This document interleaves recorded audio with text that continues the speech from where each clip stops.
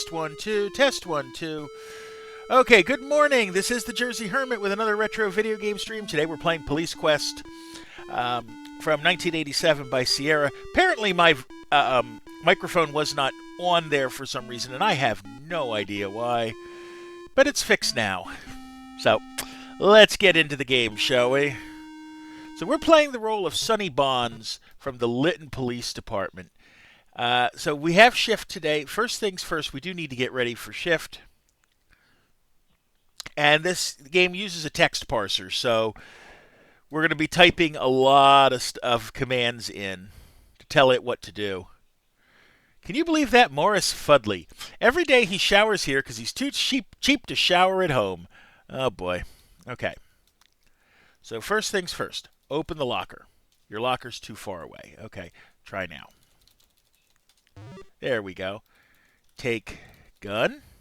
The policeman's tool belt. Don't leave home without it. Take, I'll take all while we're at it. Take a speed loader with 6 rounds of .357 Magnum hollow point silver jacketed bullets. Your briefcase contains many items you'll need in the field. Okay, so we open the briefcase. And we take everything in here. That's our ticket book, our pencil, whatnot. Close the briefcase. And close the locker. And now we can go get ready for briefing.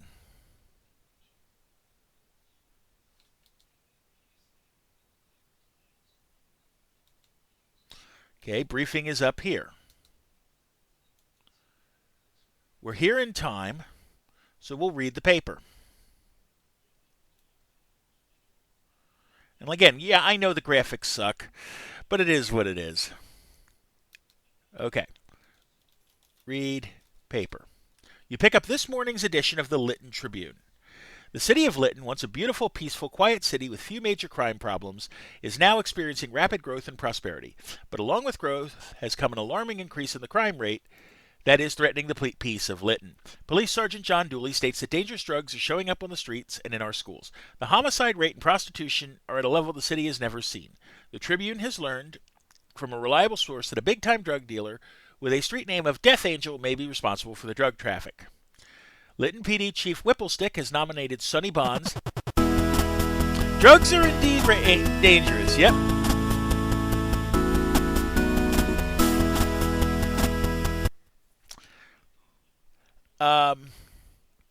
There we go. The follows, that's wrong. I got to fix that. Lytton PD Chief Whipplestick has nominated Sonny Bonds and Joe Florine. Oh, sorry, and Joe Walters for LPD Officer of the Year Award due to outstanding effort and commitment in crime protection. Don't know why there's an ad for King's Quest 3 in there, but there is. Hold on a second. Let me see if I can fix the bot just a little bit. Time-based edit. Oh, it's not there. It's the stat counter. Oh, that's why.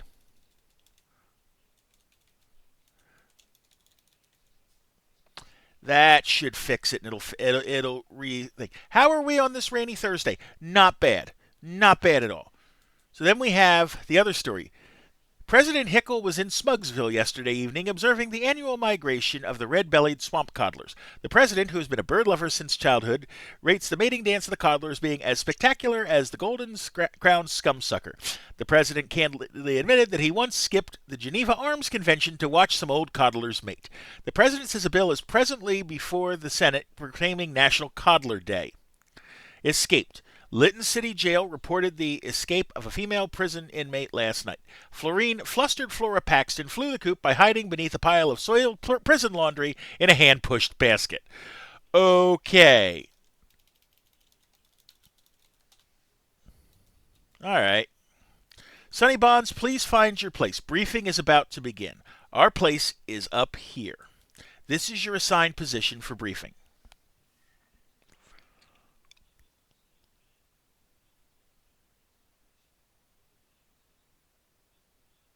Hey, Sonny, that story in this morning's paper sure made you look good. Everybody checking in.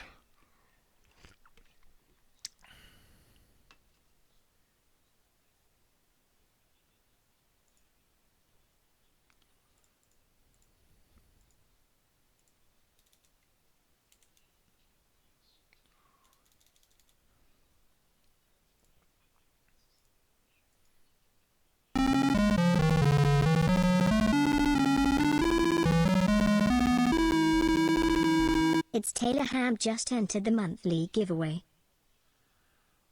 Yeah, I've changed the check-ins up a bit. It's Taylor Ham has joined us you can from do the Bullet check-ins, Fan. but it just needs you to text in. It's persistent. Okay,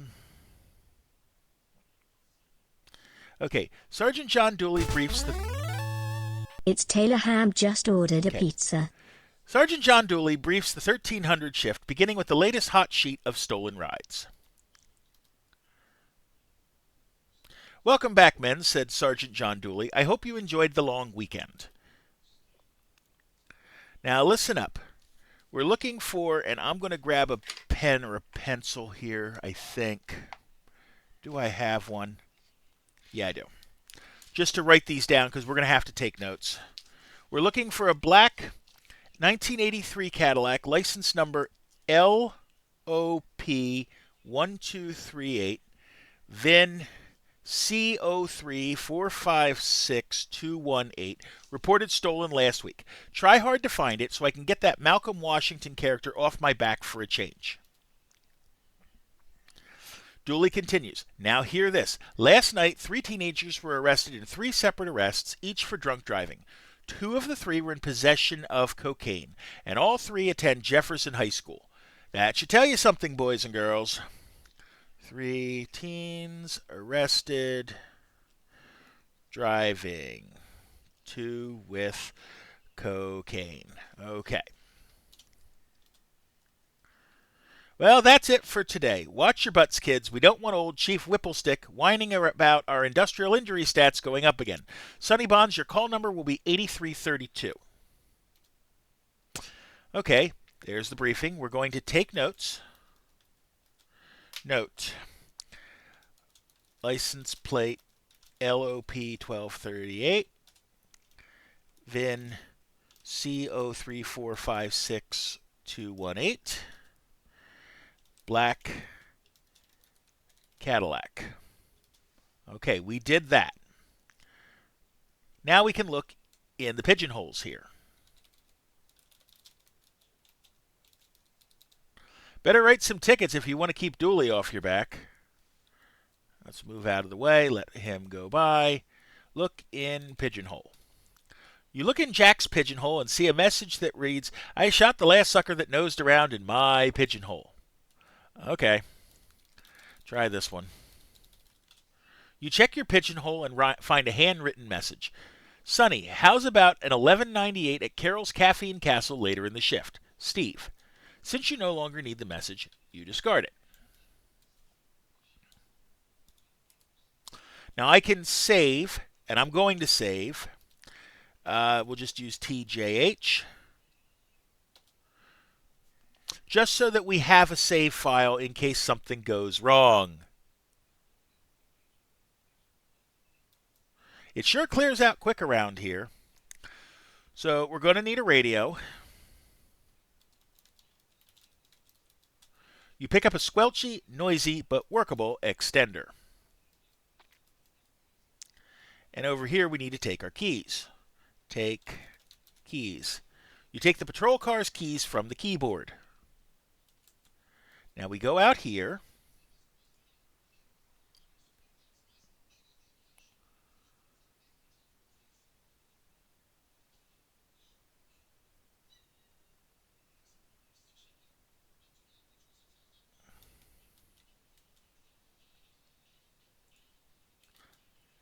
Now note that all we have to do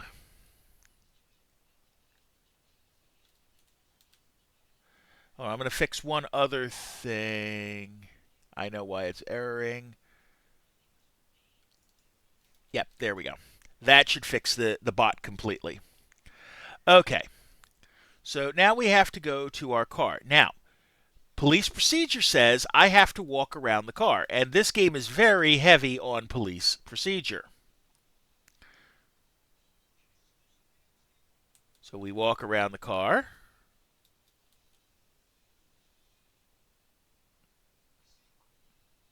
Having performed the prescribed walk-around safety check of your vehicle, you're now ready to hit the streets. Should take the Corvette in the back. We'll get to that. Okay, so we get in, open door, enter the car, Close door. Save again just to be on the safe side. And we drive. Now we have to follow all traffic lights correctly or it's game over.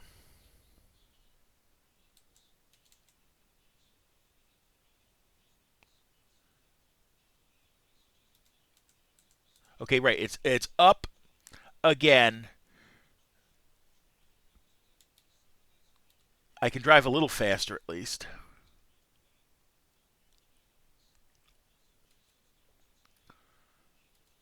Crashing gets you killed too. So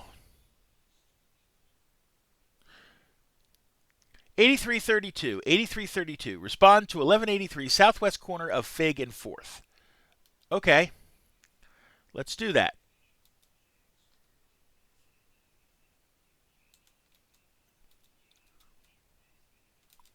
Upon your arrival at the scene of the accident, you observe a group of bystanders gawking at a green sedan that attempted to carve its own door in the side of a brick building. Okay. Exit. Save. Just to be on the safe side. We always save.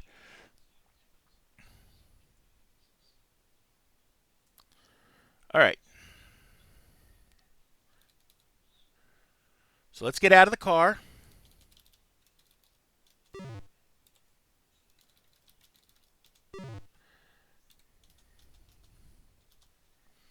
Okay.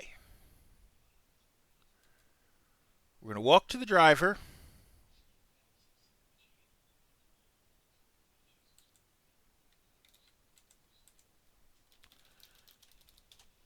You take a deep breath, look in the car, and see a male slumped motionless over the steering wheel. A closer look reveals a bloody injury to the left side of his head and a gaping hole in his lower right jaw. Yeah, it looks like they made their own. Okay, let's look again. No pulse, no breathing, no vital signs. There is a bullet hole in the driver's window. This is not your normal everyday traffic accident. In your opinion, this man was murdered.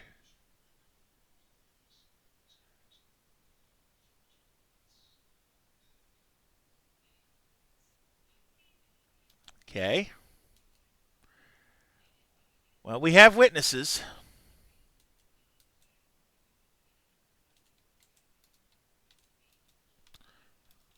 We'll talk to the man. An excited young man approaches you. Officer, he says, I saw what happened. I saw everything. I was buying a paper at the newsstand across the street when I heard the scream of tires, he tells you. I looked down the street, and here comes this car and a light blue, late model Cadillac racing down the street side by side. When they got closer, I heard a bang. I thought one of them had a blowout. But right after that, this car here lost control and crashed. The light blue Caddy just kept on jamming, he finished breathlessly. All I know is, says the witness, I think I saw part of his license plate number. L964. Okay.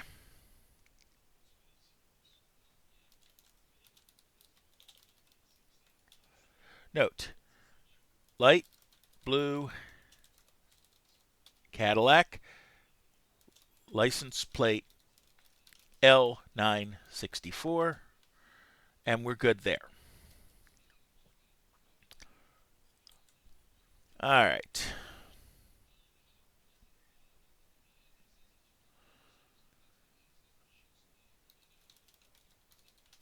You use your radio to advise dispatch of the apparent homicide. The car radio crackles a response. 10-4-8332. We copy 187 PC homicide. Be advised one homicide unit is en route and the coroner's office has been notified. Continue investigation.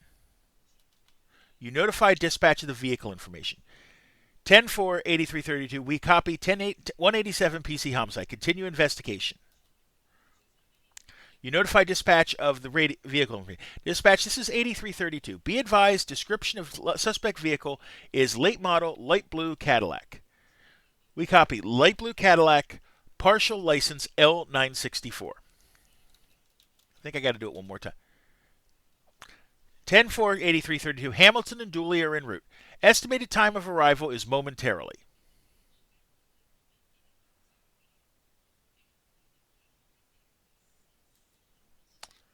So the homicide unit should be getting here soon.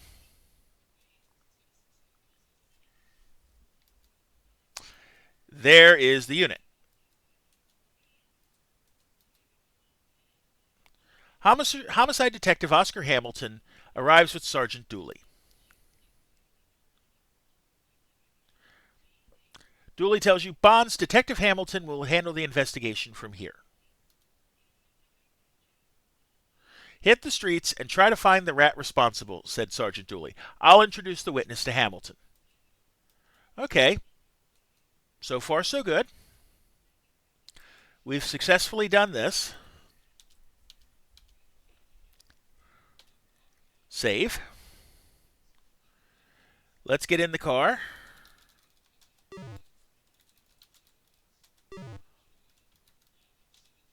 Exit.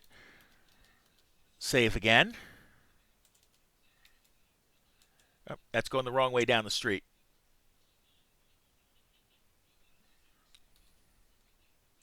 Okay, we have a light. We are good.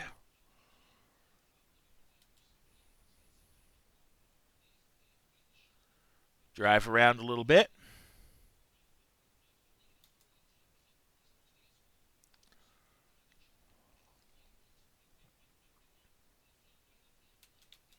Okay, light's good.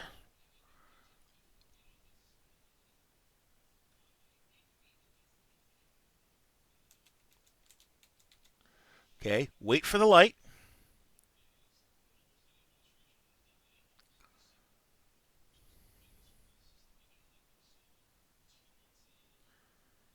Because again, if I go through, it'll bust me.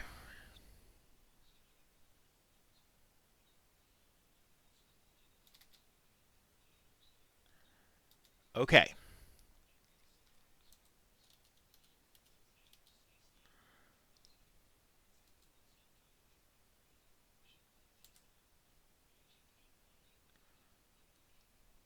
Keep going. Sooner or later, it's going to give me an alert. And that's what I'm kind of waiting for. Steve Radios 8332. This is 8331. Time for 1198 at Caffeine Castle. Okay? That's right here.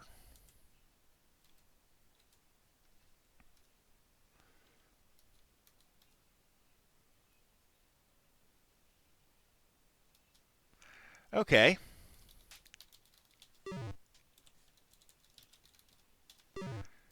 Here we are at Caffeine Castle. Before we go in, we're going to leave it here. See, I have my tab. Yeah, everything I have. And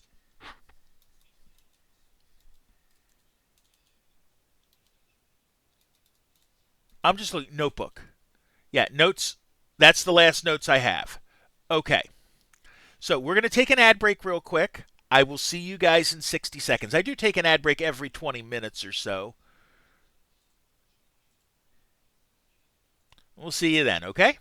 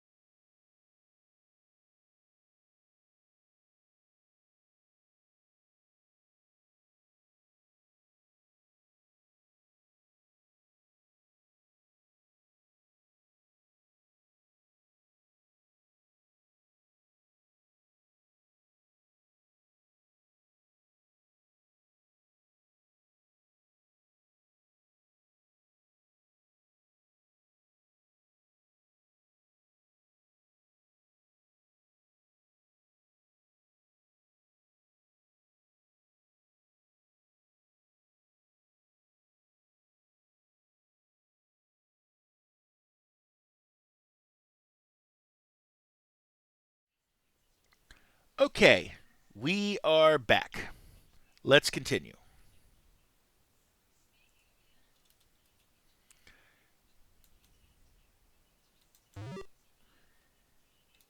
Okay, we're going to go over here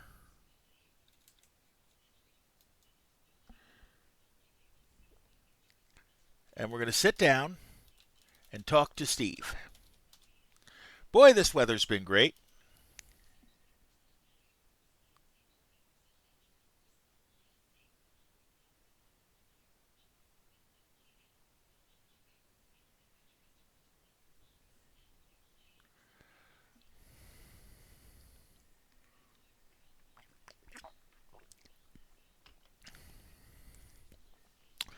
So we make small talk, and yeah, it would be something that try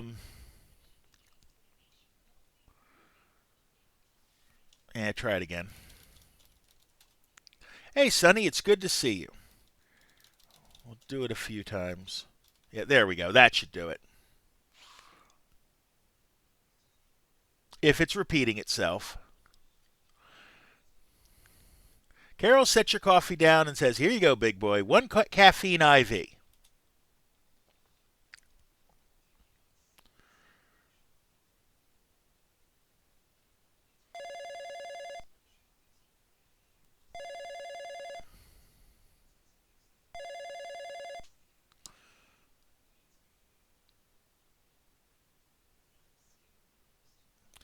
Carol yells at you from across the room. "Officer Bonds, there's a Detective Hamilton on the phone for you." All right, let's get the phone. Because this is in the 80s, we don't have cell phones at this point. You take the phone in here. "Bonds, this is Detective Hamilton. We identified the 187 victim in the car as Lonnie West, a local small-time drug dealer. Believe it or not, he's the second small-timer to get his ticket punched in the last 2 weeks. I just wanted you to know about West since you worked the scene. Gotta run. Got another call waiting. Don't spend the whole day drinking coffee." All right. Bye. Click. All right. Now, we got something out of it.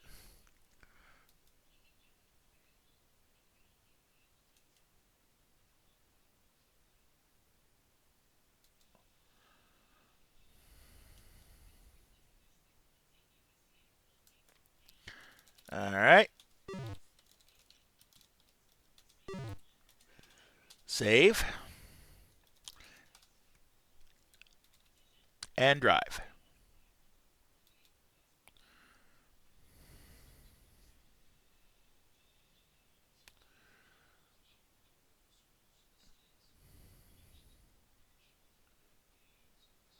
So we're on patrol.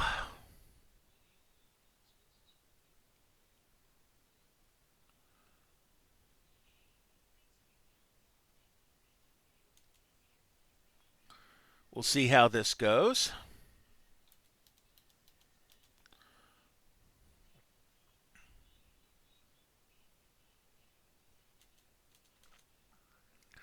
Wait for it.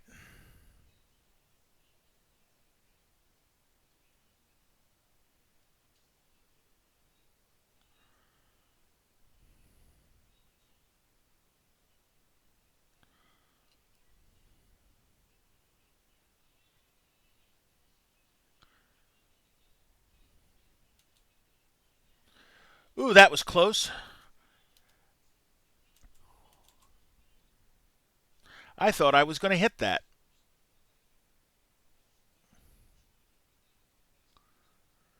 You cruise your beat, just aching to write a ticket.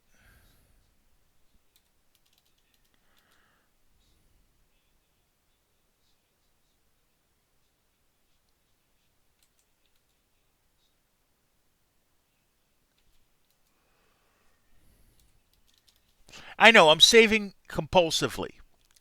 Oh, hold on. Oh, no, you didn't do. Did you see that red sports car run that red light?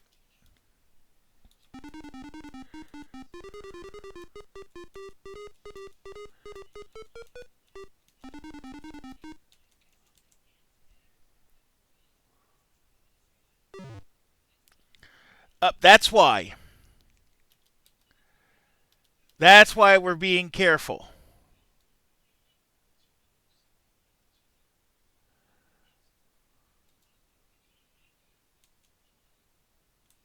with our driving. You cruise your beat right. There's that. So it should be here.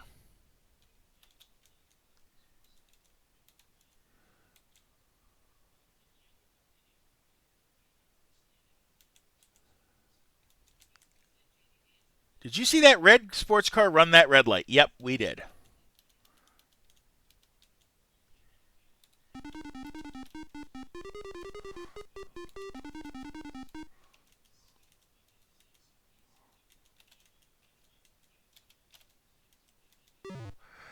Ah, boy.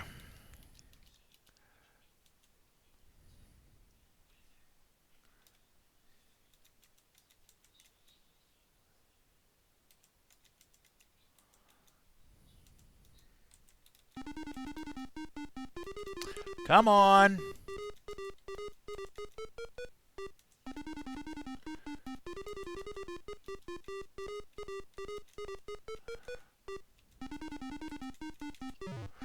I'm trying to get it to.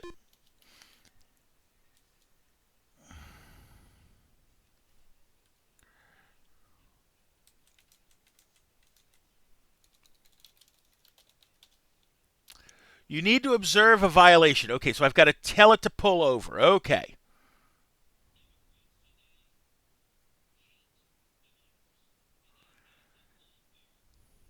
Sounds like you're struggling a bit. Ah, we're getting there. The driving is the hard part.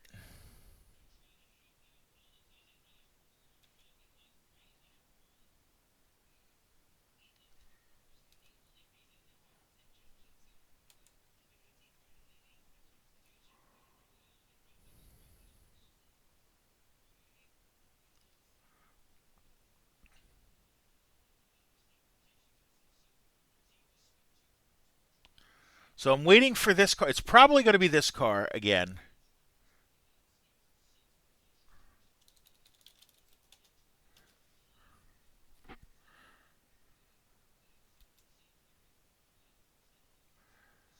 We're just going to follow it.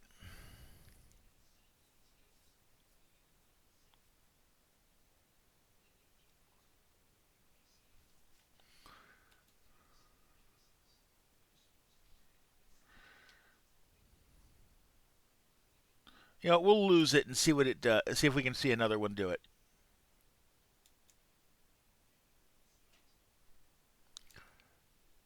You cruise your beat, just aching to write a ticket. That's good.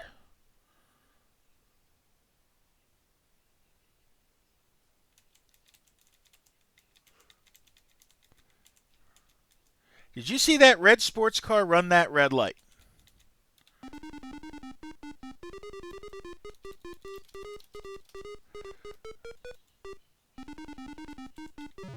See, it's like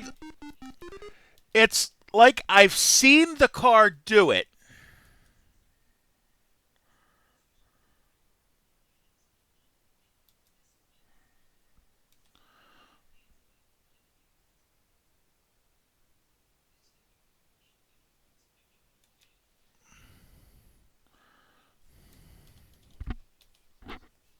I've seen the car blow through the light.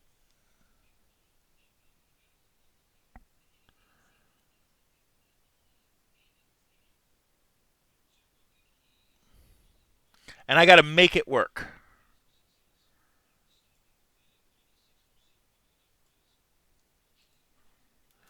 Okay.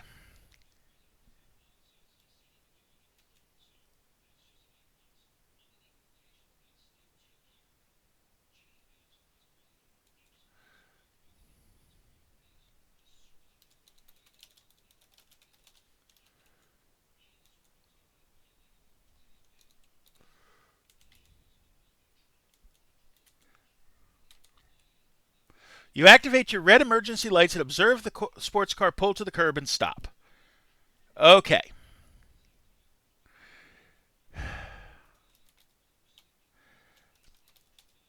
Okay, we've got the car pulled over. Dispatch, this is 8332. Run once on Ocean Henry Marie Yellow Mary George. Dispatch returns with the information you requested. OHMYMG is currently registered to Helen Hotz. No once. Okay.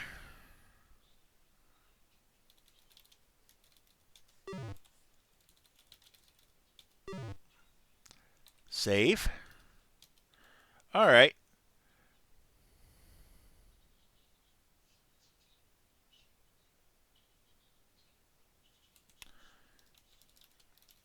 Talk to the woman. You should look at her before you talk to her. Look at woman. As you look into the car, you wonder, can this be happening? The young lady has a smile that could melt the polar ice caps, beautiful flashing eyes, gorgeous hair, and her unbuttoned blouse makes it obvious she has nothing to hide. All right. Let's ask for the license. In a soft, seductive voice, she murmurs, "Why, officer, I'm just sure I didn't do anything wrong." Being the veteran you are, you overcome temptation and stare the young lady straight in the eyes. "May I please see your driver's license, ma'am?" All right, 52105, black hair, blue eyes, from Gyrate Court, Lytton, California. Restrictions none. Okay. She's hopping mad as she yells, "Oh, you cops are all alike. All you care about is making your quotas." "Well, come on, snap it up. I'm in a hurry, Mr. Big Shot Traffic Cop." "Guys like you make me want a big dip of snuff. You never give a decent girl a break. You just hassle people." "Well, all right. We got to write a ticket, though." Politely, you tell her, "You ran a red light back there, miss." "I'm truly sorry, sir. I honestly did not even see that red light. Is there anything I can do to convince you to let me off?" And I do mean anything.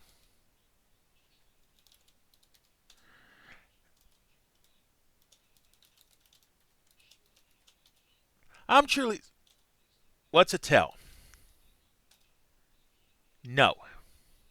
Being the veteran you are." What?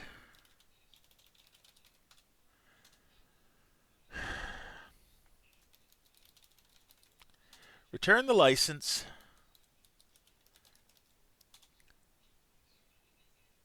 You hand her the ticket book and your pen. "Please sign at the X, ma'am," you politely instruct her. She hands your ticket book back and suggests with a sarcastic smile, "Why don't you shove that pen where the sun don't shine, officer? Mommy and Daddy, really?"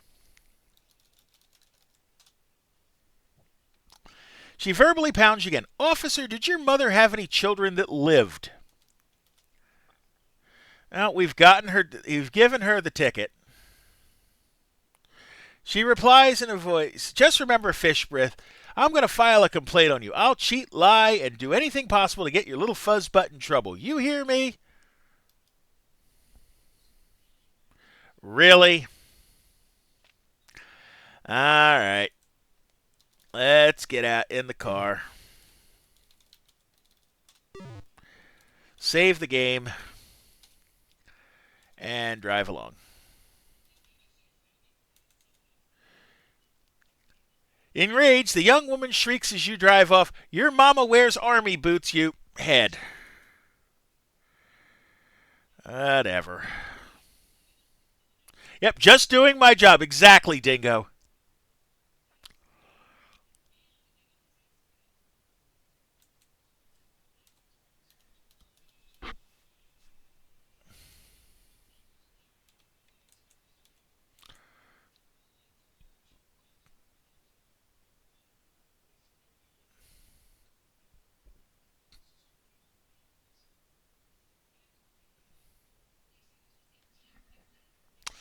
All right, so far so good.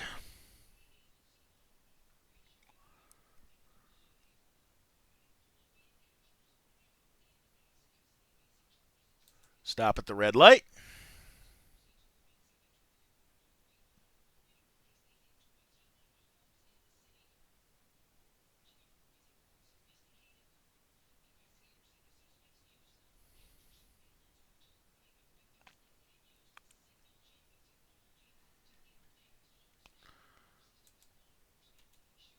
Okay. Slow down. Why not? They don't need to be fast.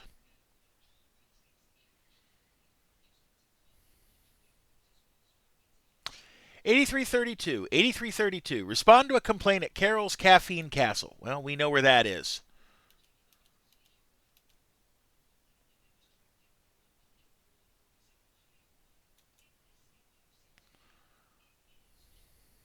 No need to go fast.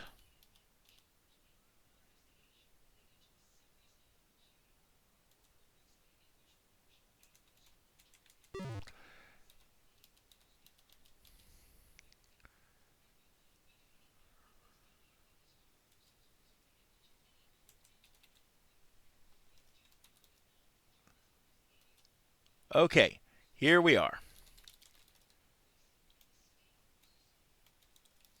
Just in case, get the nightstick.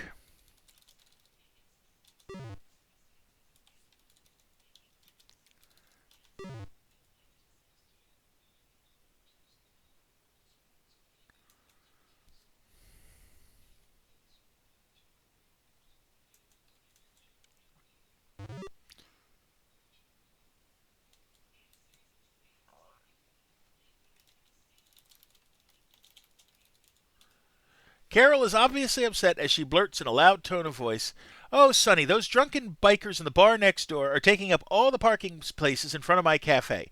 They just have no consideration for others. Where are my customers going to park? Would you ask them to move their motorcycles, please?" All right, great. Another chapter in your time of big time crime stopping, parking space hogging. Yeah, well.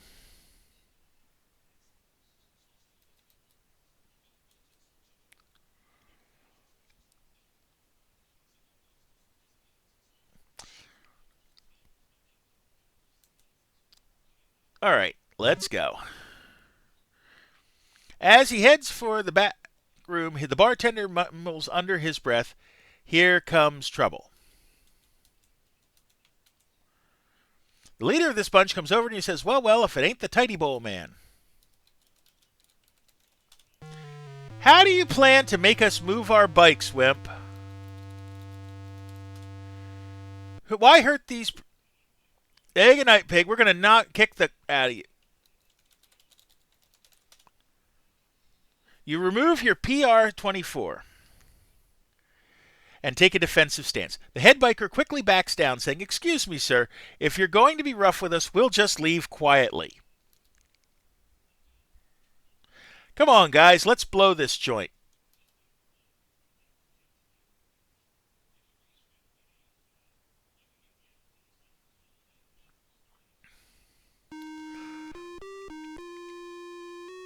The local working girl seated at the bar seems to know you. "Pretty sure bikers would just laugh at you." "Yeah, in this day and age." She hops from the stool and shouts, "Sonny Bonds, is that you? My hero. Boy, am I glad you showed up. Those guys had some pretty strange ideas."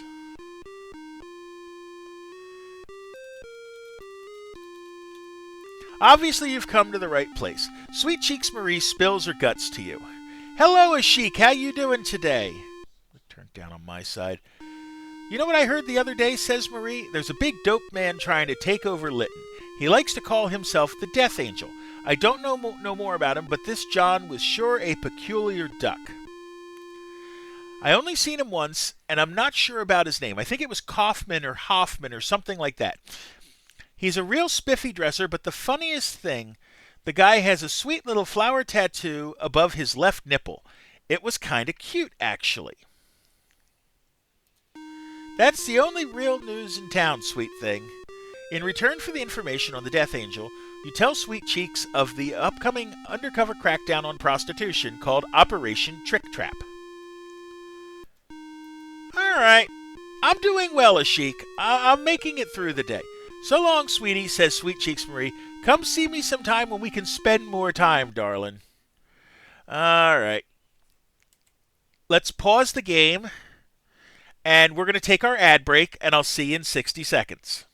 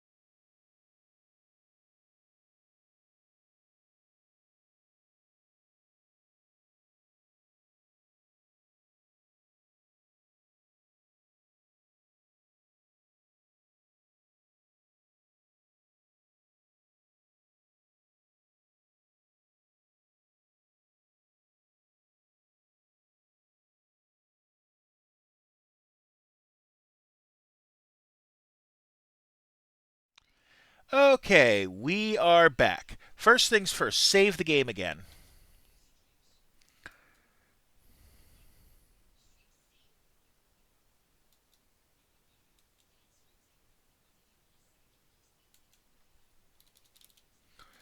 Let's get back in the car.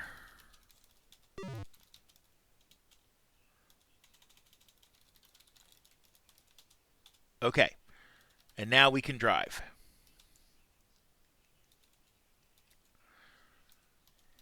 Cruising around again. We'll take it slow, I don't mind.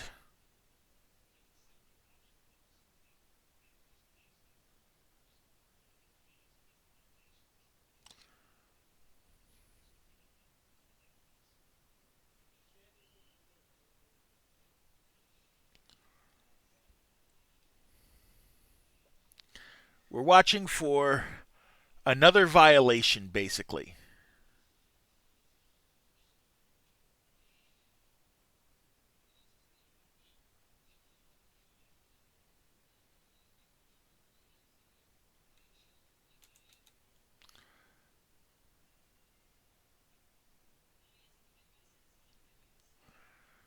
So we take our time.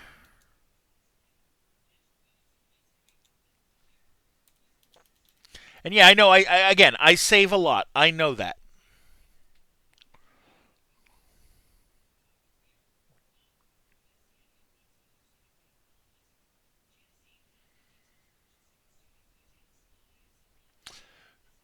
You observe an erratically driven vehicle and feel the driver may have had one too many.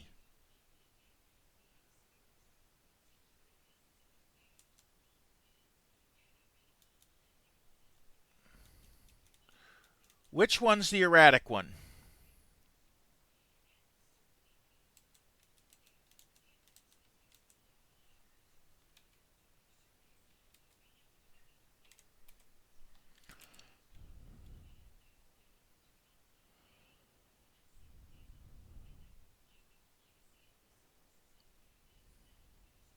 It's not gonna fail me for getting the wrong car.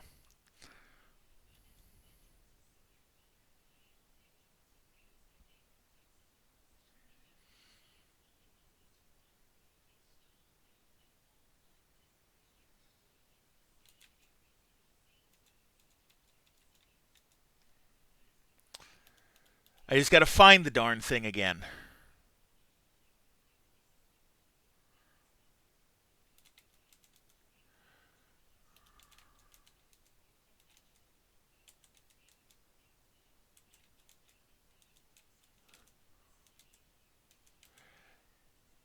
That's the car.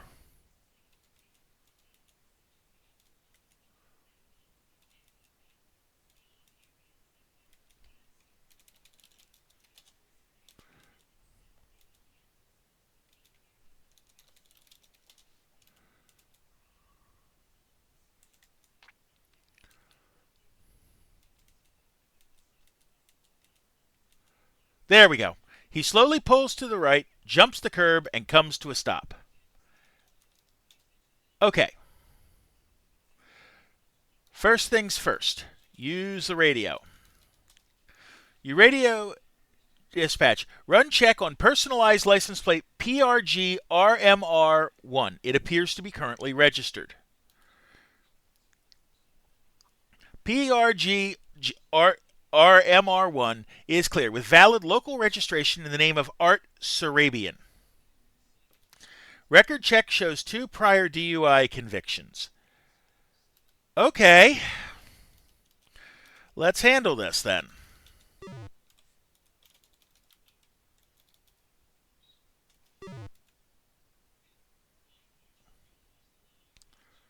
You cautiously observe the vehicle and observe one male seated behind the wheel. Rolling down his window appears to be quite a challenge to him. Yeah, okay.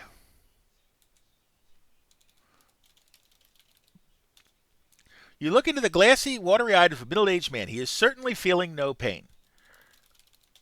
You hear a voice that sounds like Tiny Tim singing through a mouthful of crackers. I didn't do nothing wrong, Ossifer. Oh, God. The man fumbles with his wallet. My license, right. It's right. Here it is. Restrictions programmer. Okay, all right.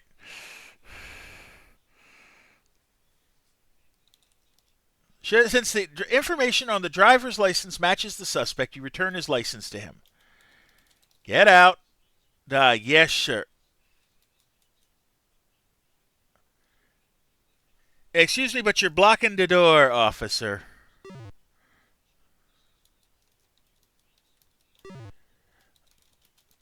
All right.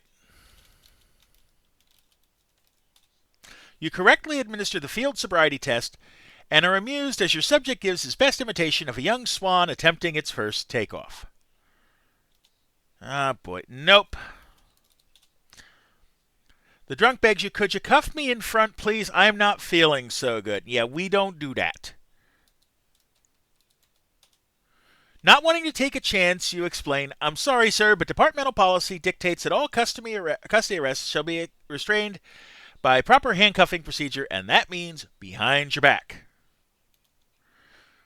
You place your suspect under arrest for violation of Lytton City Vehicle Code VC 23502, driving while under the influence. You pat down the gentleman and find no weapons.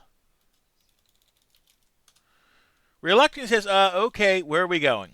So as to not to excite him, he says, oh, we're just going to take a little ride to see some friends of yours. It's okay, buddy. Come on.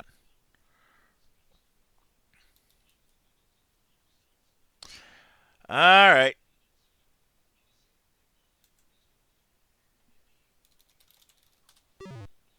Get in.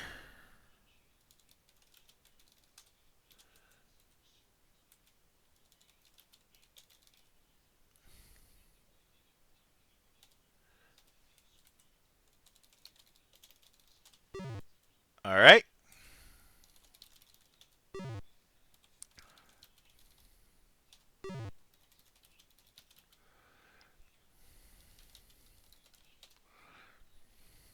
You key the radio. Dispatch, this is 8332. Request 1185 at my 1020. 8334 to 104. One tow truck en route. Good. All right. Save again, just because it's good.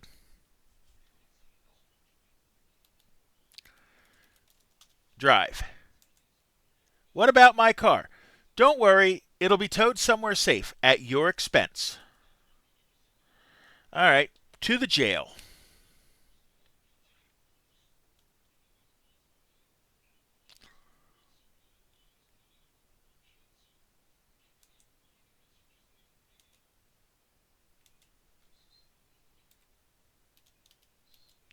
Okay.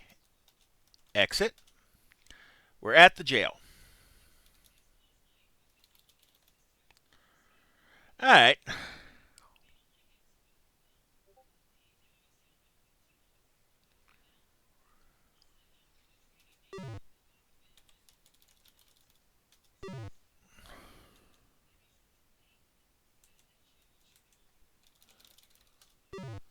Get out.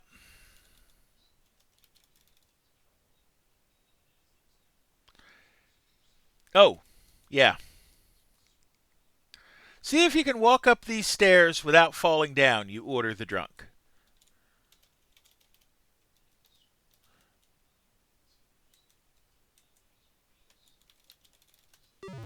Close the door. What you mean, Ossifer? He replies. I walk like this even when I'm sober.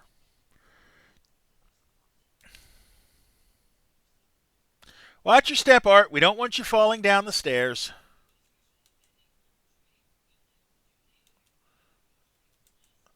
Hick, said Art. Okay.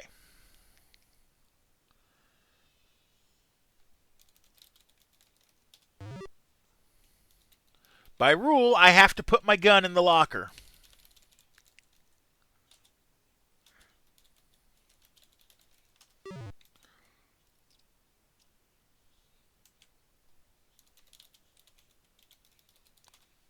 You push the buzzer. The jailer releases the electronic lock. Follow me, you order your prisoner.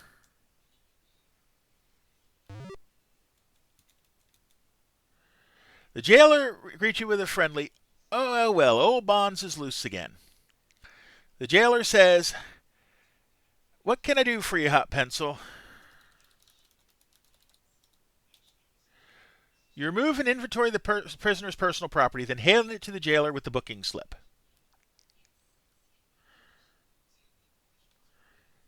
The jailer takes the prisoner's property and says, "Okay, Monty, remove this gentleman's cuffs and place him behind door number 1." You remove the cuffs and place them in your handcuff case. "Ooh, boy, that feels good," says the drunk. "Those cuffs were so tight I thought my hands had fallen off." If he throws up on the floor, the jailer laughs, "You're going to clean it up, Bonds."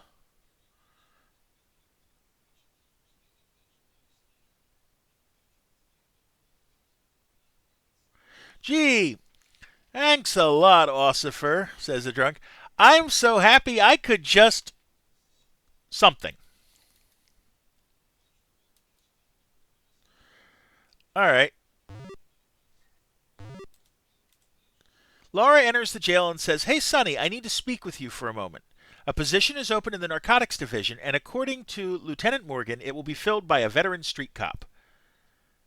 If you're interested, submit a memo to Lieutenant Morgan as soon as possible. It would be a great chance for you to get out of that uniform for a while." All right.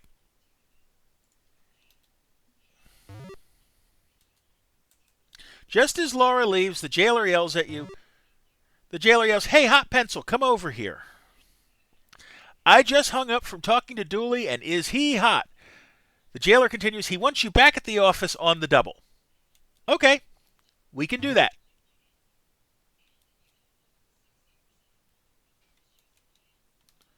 Down we go.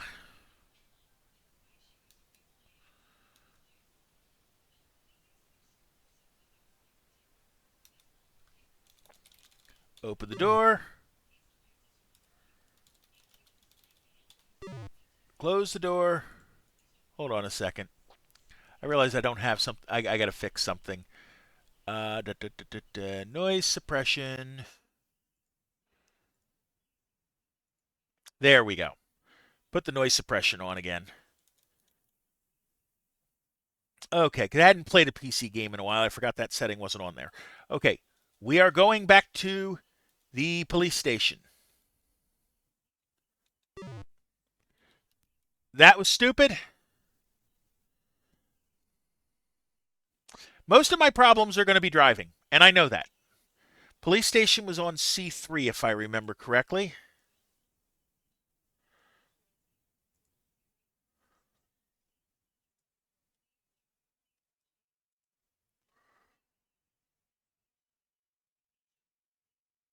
Yep, there it is.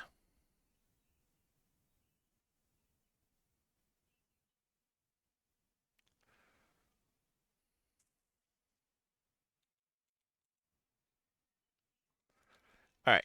We already dropped our nightstick.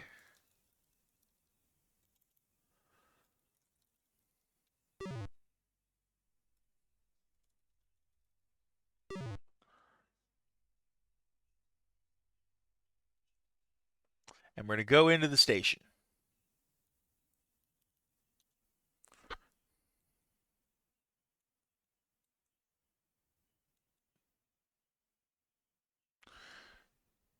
Okay, in here,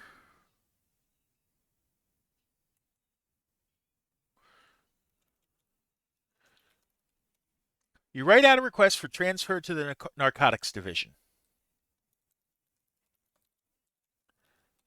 You place your request into the in basket.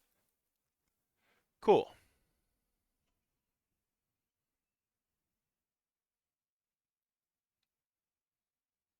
"If that gremlin keeps messing with me," says Sergeant Dooley, "I'm going to notify Internal Affairs to start an investigation. When I find out who the little weasel is," says Sergeant Dooley, "you'd better believe that he or she will be walking a footbeat from the river all the way to Joe's junkyard." What?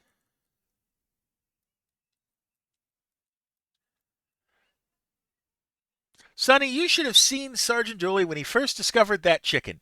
He threw a screaming fit and wanted the lieutenant to dust for prints.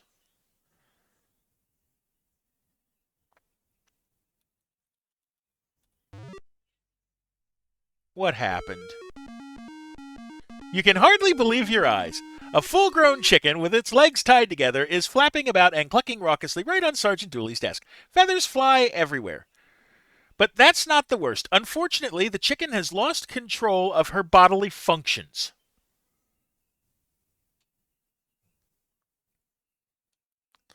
The mysterious gremlin has struck Sergeant Dooley again.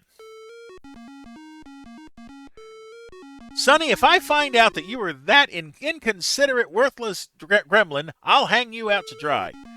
It's not me.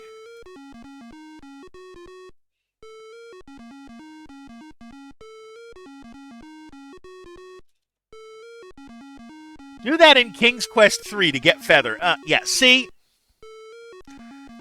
Alright.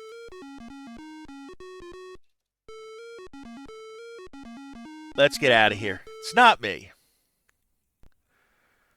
Hey, Sonny, you're off duty, aren't you? Some of us are going by the Blue Room to throw Jack a little surprise party.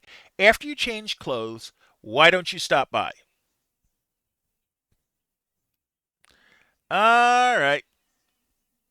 Let's do that.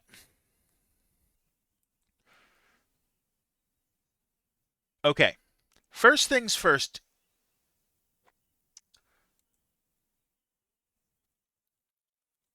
You're not close enough. Oh, you mean you hang the keys back up.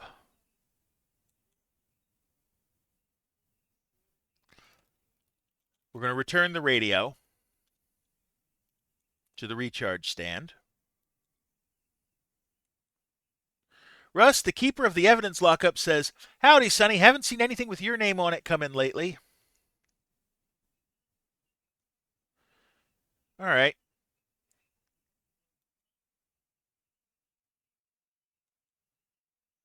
Say, fool, back out of here just a shade? You getting close enough to dance with, and Lord knows I did enough dancing last night. Oh, boy.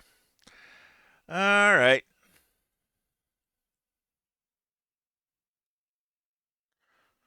Let's do this. Okay. My shift is over.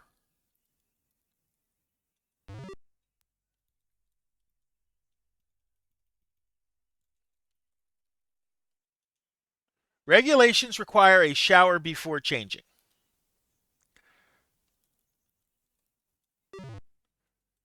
So we're going to do this the right way.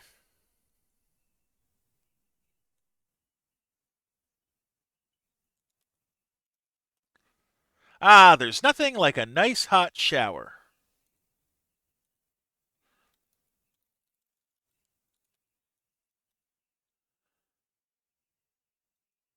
All right.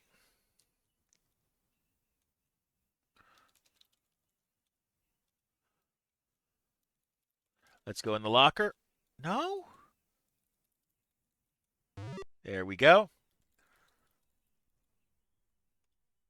Okay, into the civilian clothes.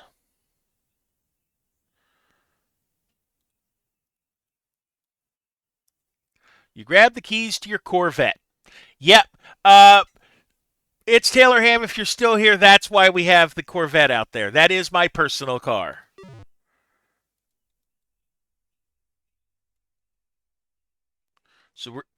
Sure would be nice if the city fixed some of these vents in here. Smells like one big cattle yard after every shift change. All right.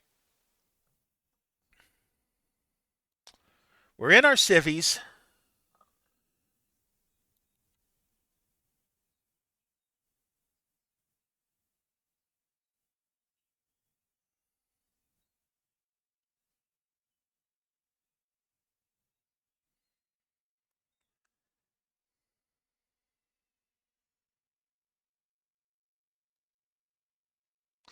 And we go to our Corvette.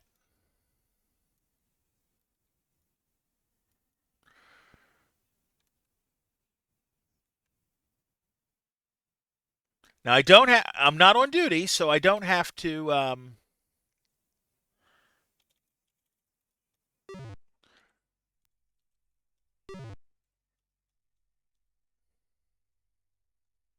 Okay, so we're driving our personal car.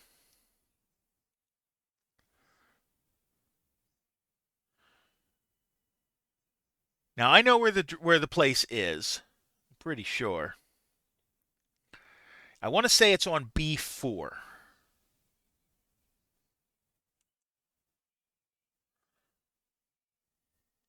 And when we get there, that would be stupid. But we're going to take an ad break real quick, and I will see you in 60 seconds, all right?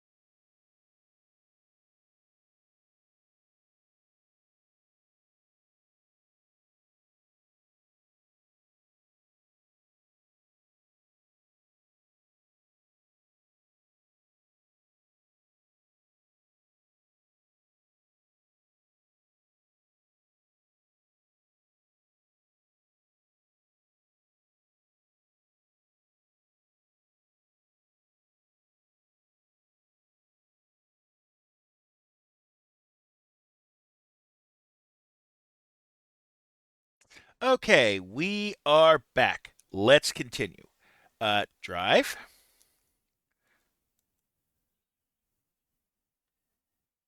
Go a little bit faster.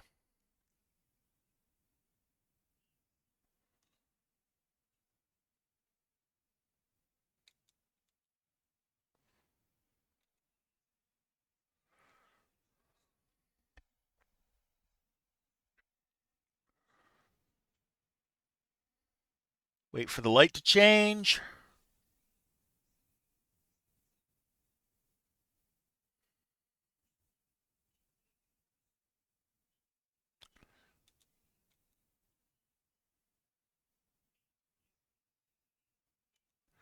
Go this way.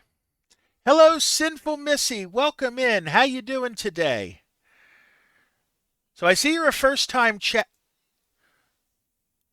Yeah, see, that's why I screwed up.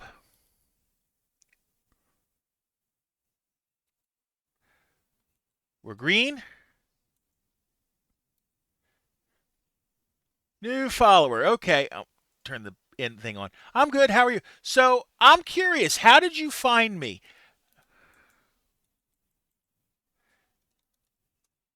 Okay, here we are at the blue room.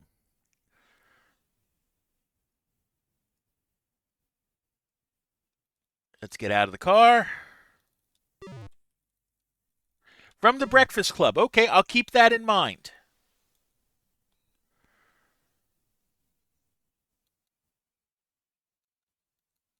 Okay, in we go. You see your friend Jack seated alone at the table. There's a jukebox against the wall to the left. I'm in Bullet Fam too. Okay, I'm going to say do your check ins, but it really doesn't matter anymore. Jack speaks, boy, what a depressing day I've had today, Sonny. Jack speaks in a very depressed voice. Oh, Sonny, I just discovered my daughter is doing drugs. It's really screwed me up. Hold on. I know what I screwed up. I know what I screwed up. Hold on. Where am I? I'm right here. Exit. Let's do this right. Okay. Open door. I need my wallet.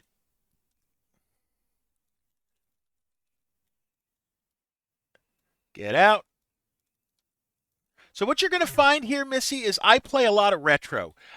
If it's not at least 20 years old, I don't play it. Not on stream, at least. Okay, let's try this again. Make sure we have our points.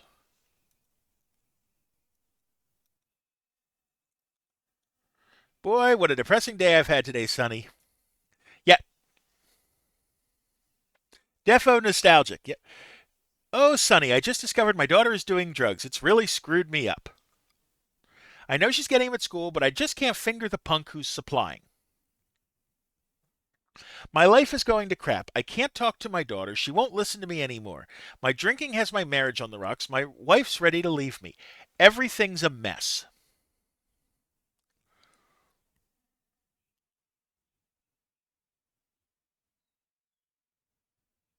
Hey Keith, you say, how's it going? Hello Dizzy D, welcome in. How you doing today? D1ZZYD has joined us from Good, Bullet Sonny, he Fam. replies.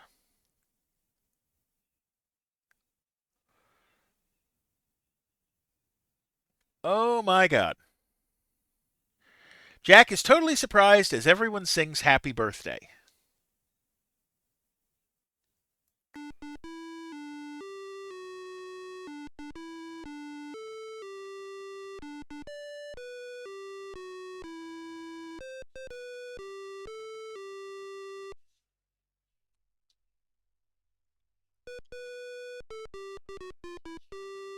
Hoochie Coochie Hannah, a dancer from the local rent-a-gag business, enters the room dressed in a grass skirt and balloons. Jack says, oh no, now what? You say, it's time to stand up and face the music, Jack.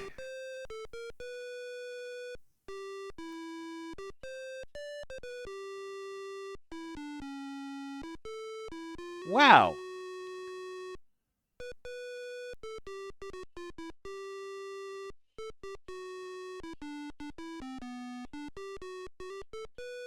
Okay. In her most seductive voice, Hoochie Coochie Hannah whispers, here's a little something so you'll have a happy birthday, Jack, baby. Oh, goodness.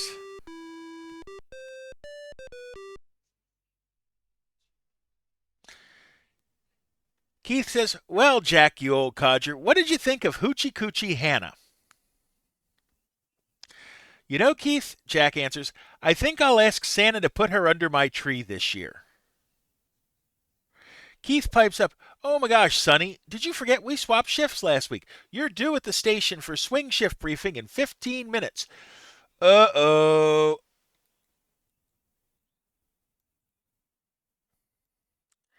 We got a problem.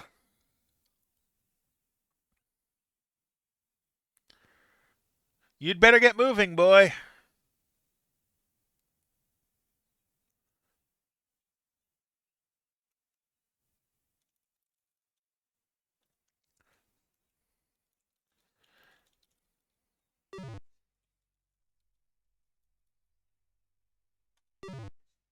Save. Drive. Now we know where we're going. We're going to C3 where the cops are, where the station is.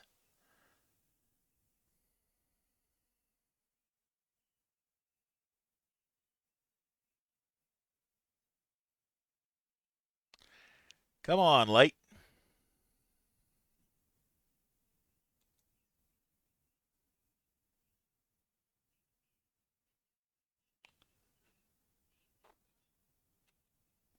Okay.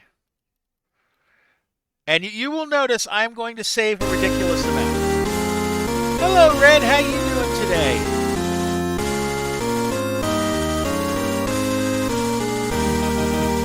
Red Flamia has joined us from Bullet Fam. Okay. We're back in.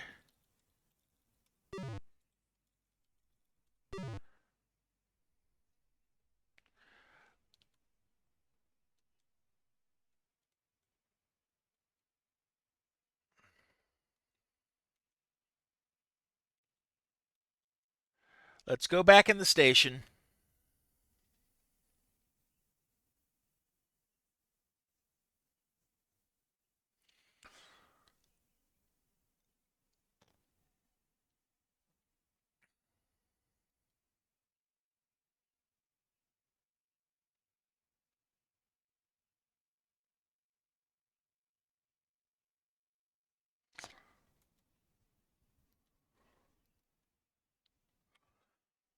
Can you believe that? I hit all the soap, but he's still in there showering.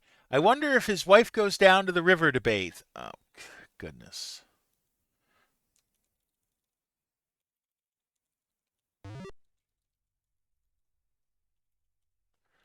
Right. Shower before changing. Let's do that.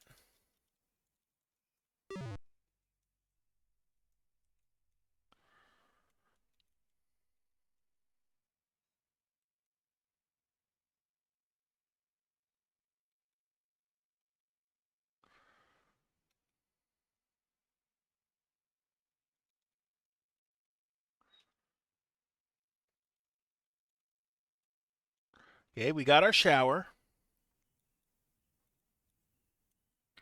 Boy, you can sure tell there's a full moon out. You see the nut I arrested last night for being under the influence of drugs.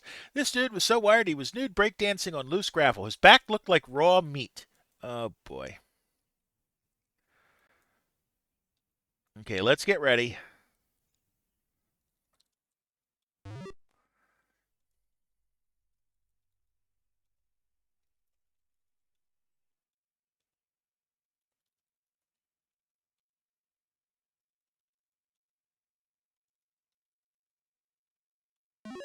Okay.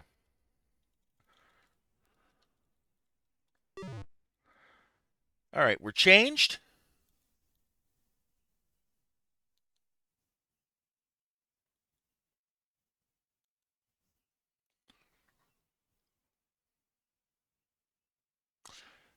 For everybody, being punctual for briefings might keep some of your those correct memos out of your pigeonhole, Bonds. Now find your seat.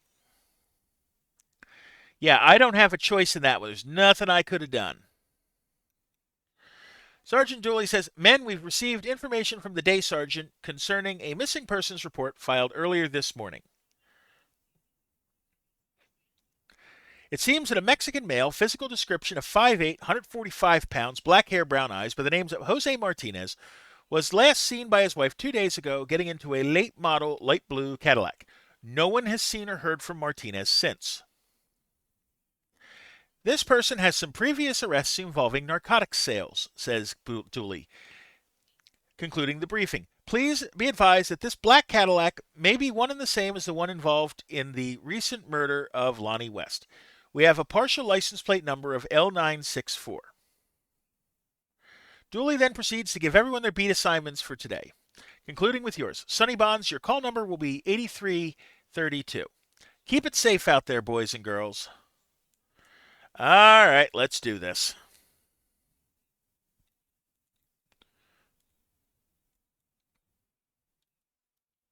You should buy a new watch, Sonny. You might show up on time for once. I'm late for court, Sonny. Catch you later. All right. Let's go check the pigeonhole.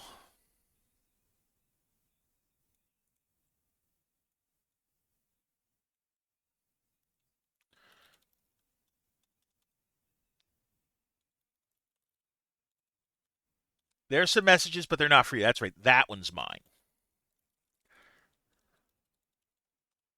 You check your pigeonhole and find a sealed envelope. Ripping it open, you read a message from an unknown informant advising you of illegal high stakes gambling in the back room of the Hotel Del Foria cocktail lounge. You vow to remember the information and discard the envelope and message. Cool.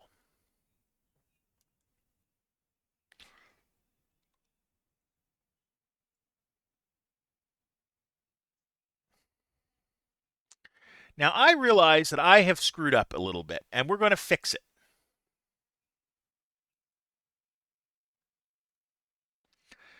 Take keys.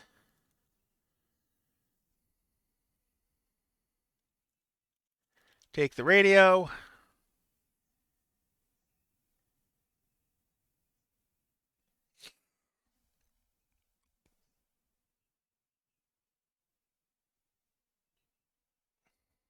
Now, the reason we have screwed up is because I need my gun. And I don't have my gun right now. I know exactly where it is.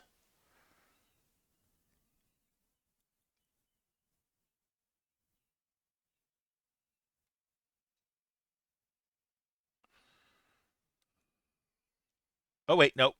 Can't do that yet. Got to go around the car first. That's right. Safety check.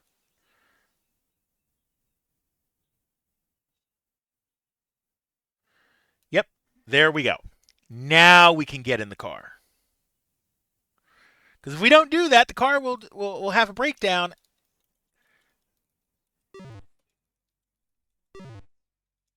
Okay. First stop, the lockup.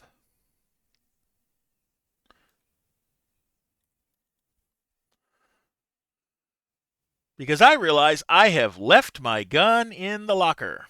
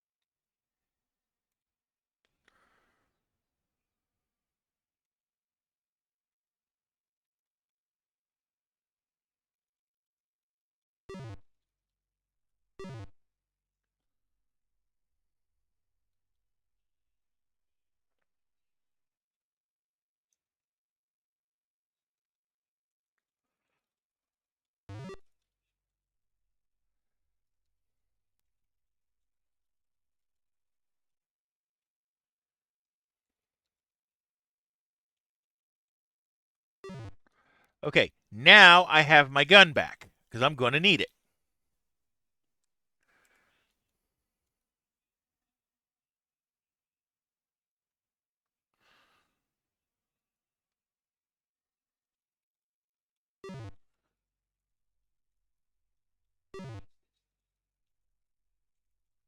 Okay, save again. Now we can drive again.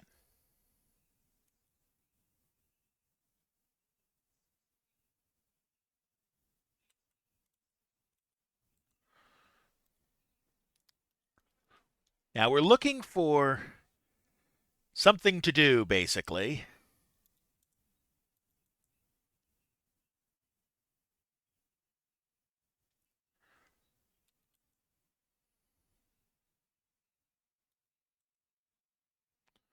Keep going.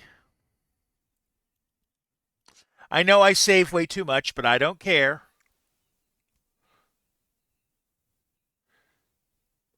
8332, be advised. Possible stolen vehicle reported in your vicinity. Vehicle is light blue, late model Cadillac, last seen near Jefferson High. Possible drug involvement. Approach with caution.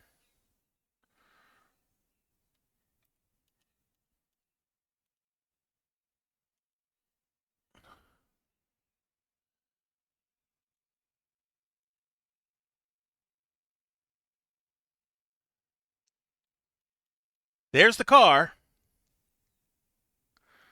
Be advised, yep.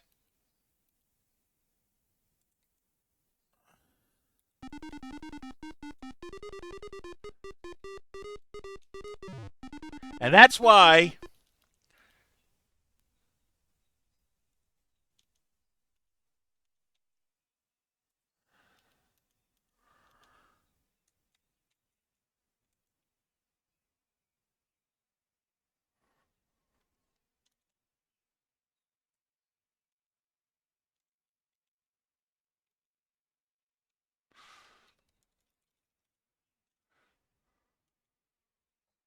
Come on.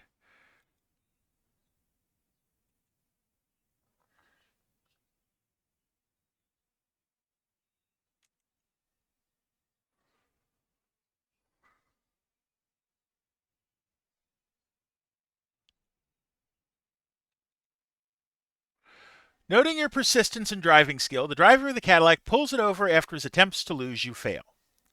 Okay.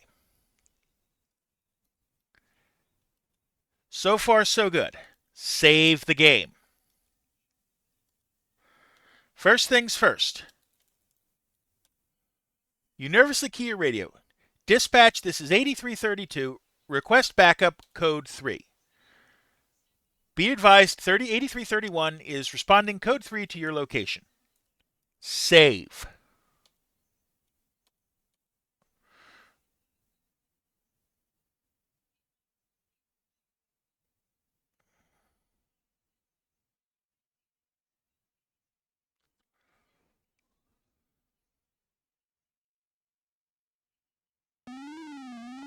Officer Jack Cobb arrives on the scene.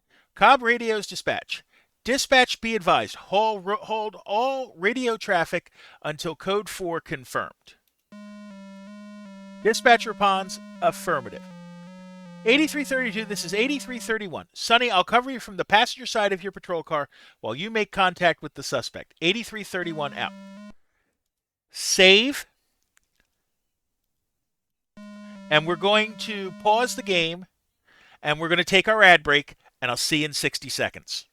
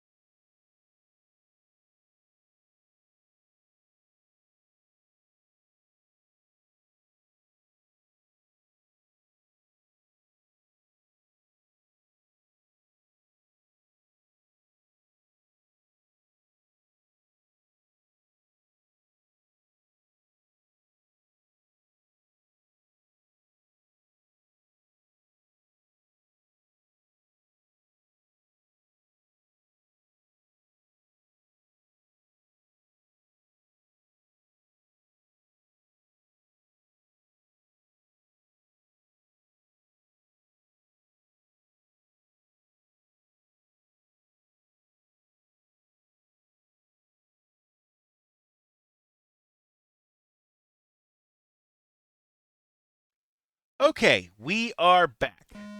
Okay, so first things first. Open the door. Load gun. You rip out the speed loader and load your weapon.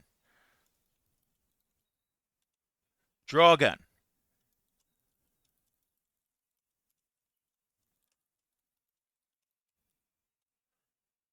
Get out of the car with the hands up. The subject falters for a moment, then slowly raises his hands. He realizes he does not have a chance and follows your order. Okay, I'm lying down.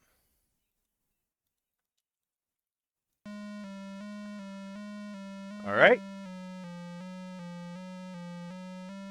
I've got him covered, Sonny. Go ahead and cuff him. You apprehensively approach the suspect, sensing his desperation.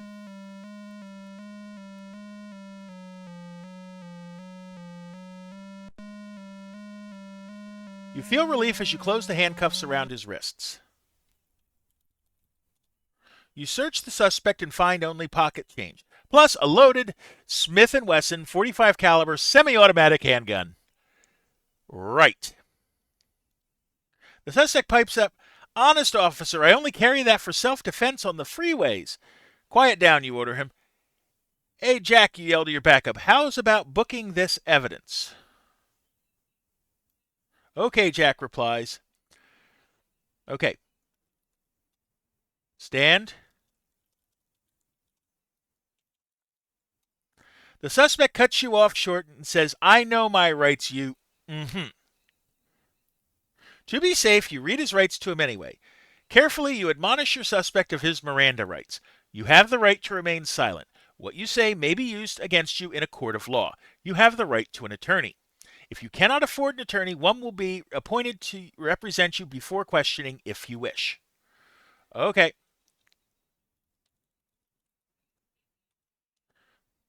You order the suspect, into your patrol car. He submits with a sarcastic, "All right."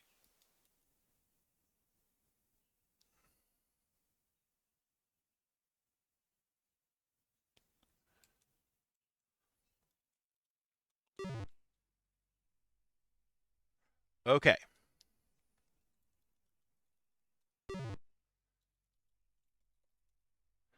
You carefully handle the gun so as to not smudge any possible fingerprints. "Hey, Jack," you shout, "book this gun." Okay, we did that.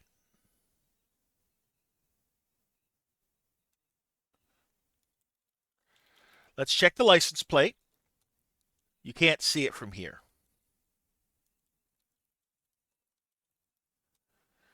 The license plate is UL 6942. You remember the partial plate seen by the witness to the Lonnie West murder was L964. You may have found your man.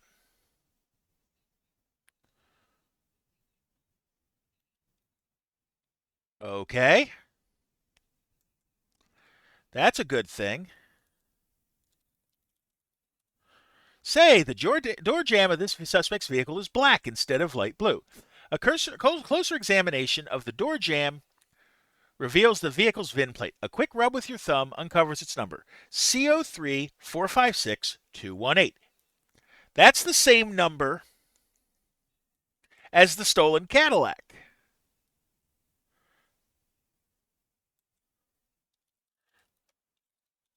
You're not close enough. Okay, let's try that again.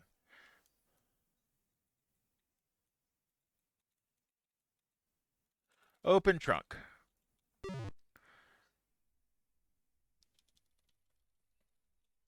You open the trunk and discover a clear plastic bag containing a white powdery substance resembling cocaine and another clear plastic bag containing a green leafy substance resembling marijuana.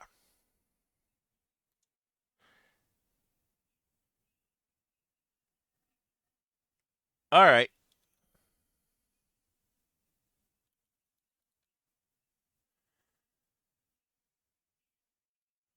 As you start to examine the evidence, you hear Jack's voice behind. Just leave that stuff in the trunk, Sonny. I'll impound it along with the car.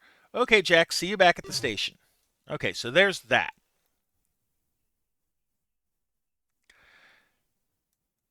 Over here,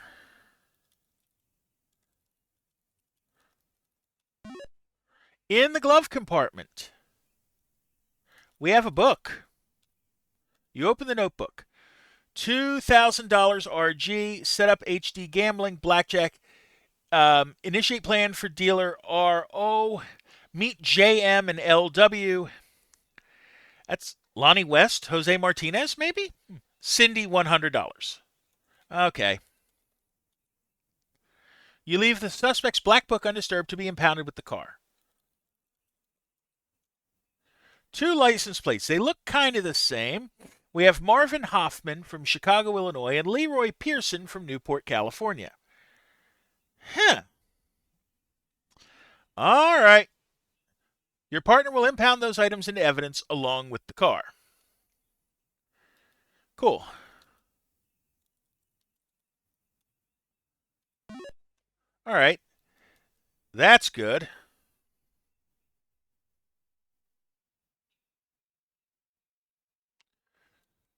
Door's still open.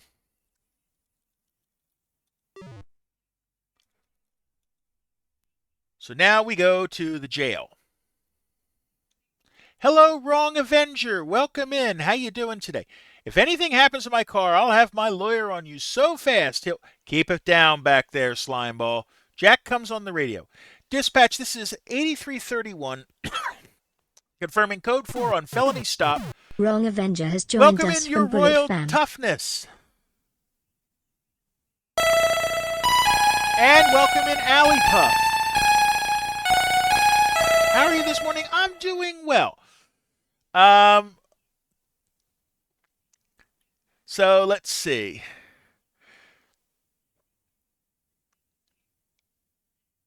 Felony stop. One in custody. 8332 proceeding to jail. Request tow truck to location. Affirmative 8331. Code 4. Tow truck en route. Okay, let's do this. We save. We go to the jail. Speed up. Oh, good thing we didn't hit him. I forget where the traffic lights are.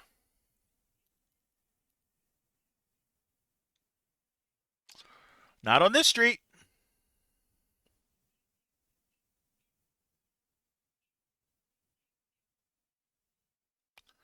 We'll go around this way so I don't have to deal with the traffic light.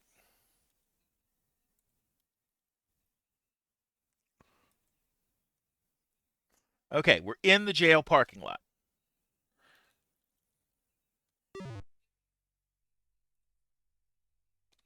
Okay. Close my door. Open this door. Get out of the way. Get up those stairs, dog meat. Close the door. The world would be a lot better off without cops like you. Shut up and keep moving, Hoffman.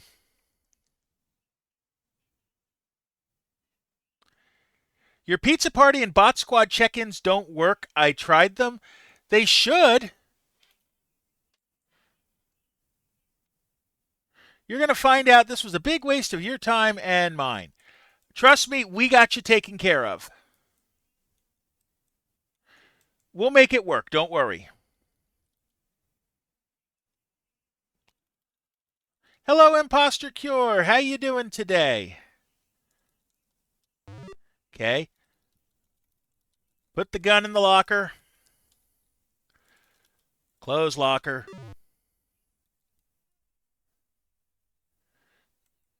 I'm doing okay. Let's see. We're gonna push the button. You push the buzzer. The jailer releases the electronic lock. Follow me. You order your prisoner. This is familiar.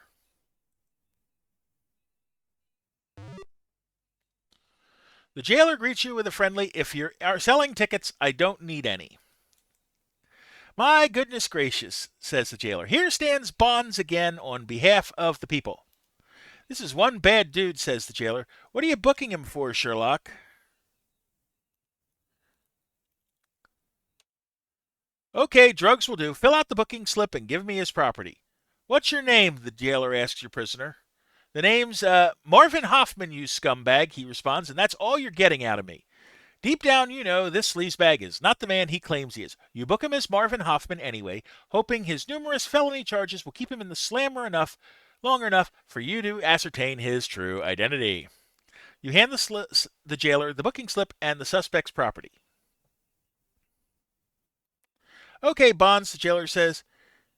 You can remove his cuffs and place Mr. So-called Marvin Hoffman into cell number 1.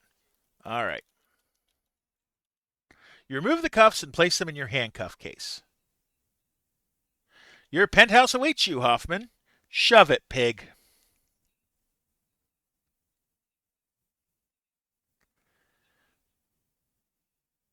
What game? This game is called Police Quest. It came out in 1987. You little meter maids can't keep me in here, he shouts.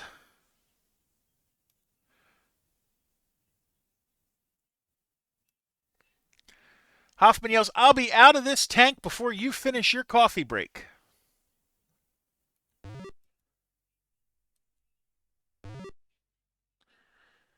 Well, I see you got that slimeball pusher booked. The car's tucked away and all the evidence is booked. This is one clean bust, my boy.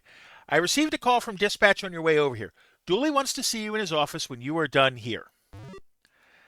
Since my shift is over, I'll see you back at the station. All right. Let's go. Out we go. Okay, first things first. Let's not forget this time. Open the locker. Take my gun. And here's the thing. If I don't do that, then my prisoner is going to take my gun from me and shoot me with it. We don't want that.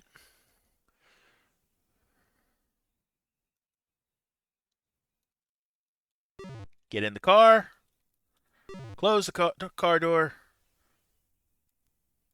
Oh, that does that. Cool. Save.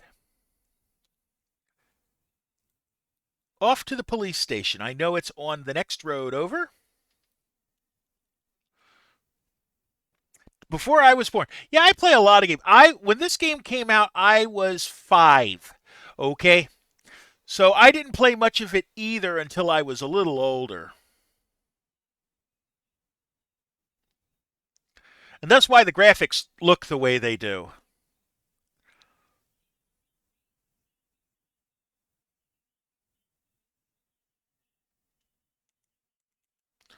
Okay.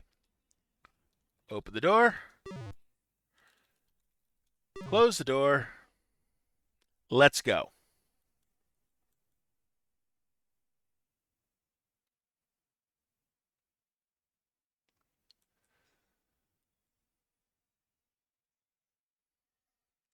All right, so far so good in this game. I mean, we've already got over half the points. I have a feeling this is going to be this is going to be a one stream game, and that's a good thing.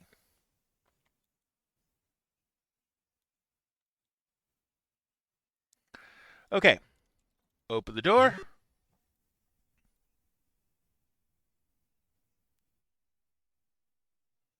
Hello, Sonny. I have a memo here concerning you. Let me read it to you. As Sergeant Dooley starts to read, his eyes begin to sting and water profusely. Sergeant Dooley races for the bathroom, cursing the gremlin for spraying the memo with mace. On his way out, Dooley yells, "Read the memo yourself, Sonny, if you can." From the hallway comes uncontrolled laughter as Dooley declares, "When I find who that gremlin is, I swear I'll kill him." You can't be smart. You may be smart, but you can't read a memo upside down. Okay, so I got to go around the desk. Read memo. Interdepartment memo from Lieutenant James Morgan, Narcotics. Officer Bonds. Officer Bonds' request for a temporary transfer to the Narcotics Department has been approved. Bonds is to report to my office ASAP in suitable street clothes. All right. We're going to narcotics. Nice.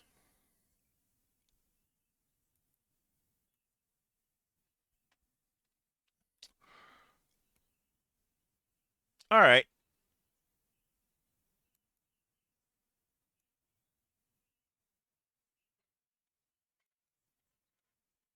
To the locker.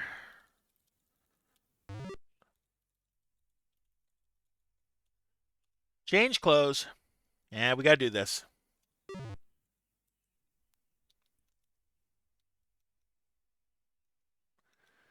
Get the shower. Nothing like a shower. All right.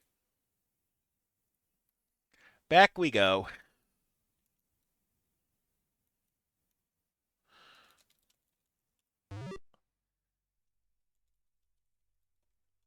Change clothes.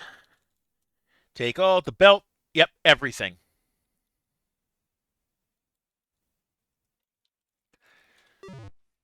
We close the locker. We are in street clothes.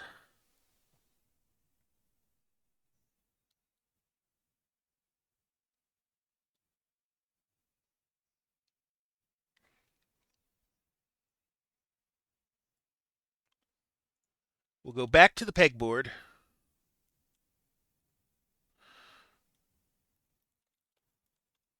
Not close enough. What do you mean? You hang the keys on the keyboard. Okay, cool. So now I want to go to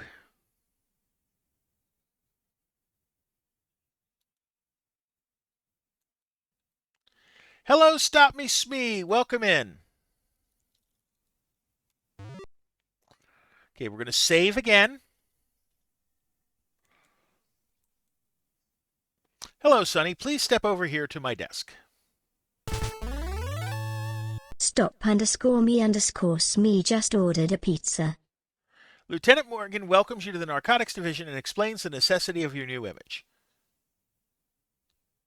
Sonny, I've decided to put you on the Hoffman case due to your involvement in the Stop_me_Smee rest. has joined us Your from partner will be Bullet Fan. Detective Laura Watts. You can join Laura in her office now. Good luck on the case and welcome aboard, Sonny.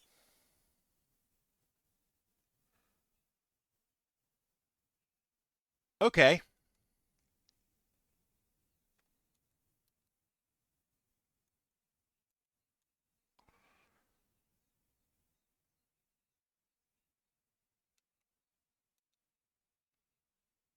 Into the office. Welcome to the Narcotics Division, Sonny, says Laura. I'm pleased you were selected for the position. Allow me to show you around.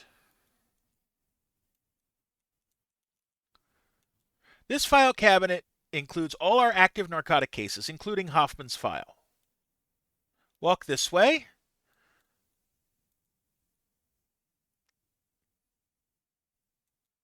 This keyboard contains keys to the unmarked cars that are assigned to the Narcotics Division. I've been meaning to update that clipboard hanging there.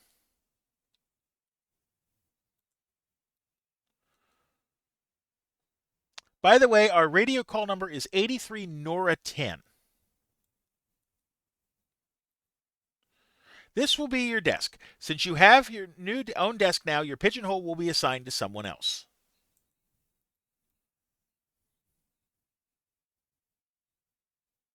Sonny, Laura says, I attended Hoffman's arraignment early this morning. He's being represented by some out of town hotshot lawyer.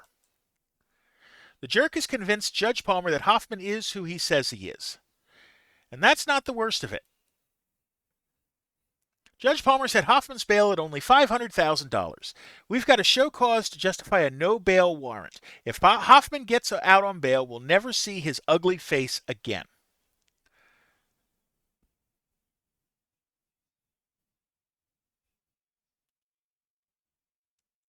Sonny, I have a meeting right now and can't stay. Hoffman's your baby now and time is running out.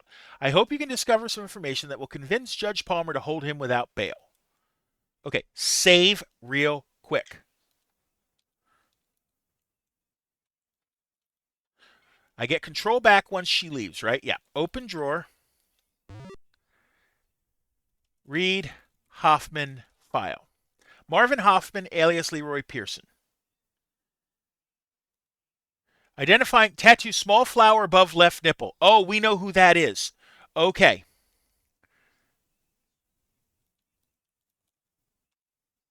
Remove the Hoffman file from the drawer.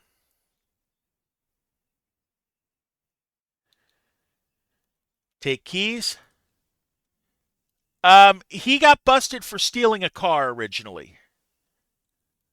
Sonny, I just got a call from the jail. Hoffman's attorney is on his way over with $500,000 to bail him out. Get clipboard. Grand Theft Auto, black, stolen. Be on the lookout. FBI wanted Taselli. Loan. Oh, crap. Wanted for murder. Loan used the last name Taselli. Has a tattoo of a flower above left nipple. Same guy. Of a Columbia national suspected narcotics runner. Take FBI list.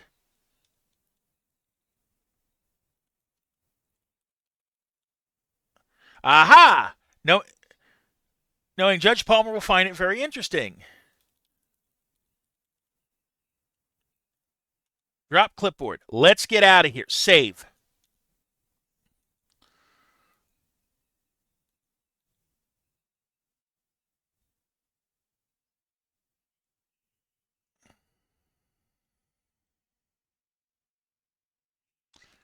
All right.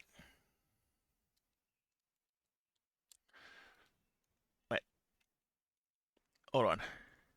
We're going to pause the game real quick. We're going to take an ad break. I'll see you in 60.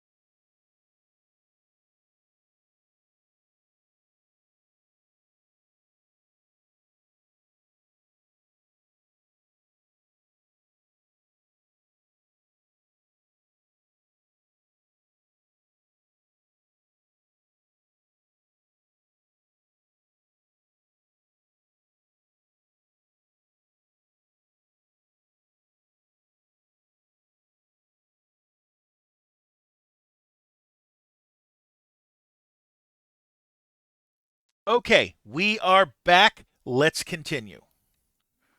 Okay, we need to go around the car just as usual. We are on duty after all.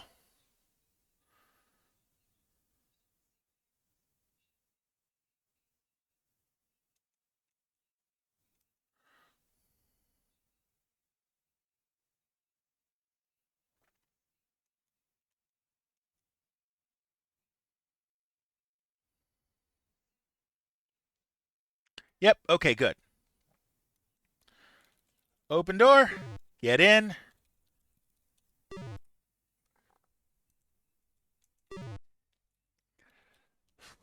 That was a screw up. Like I said, driving is sometimes a little bit challenging in this game.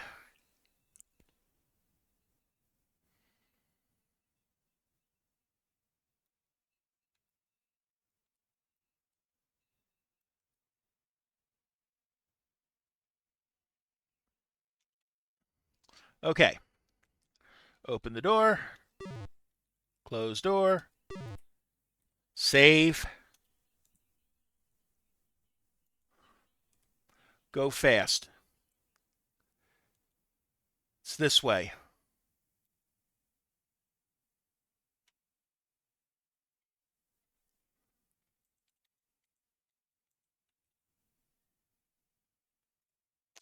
Okay. Open door. Close door. Okay. We got to be quick.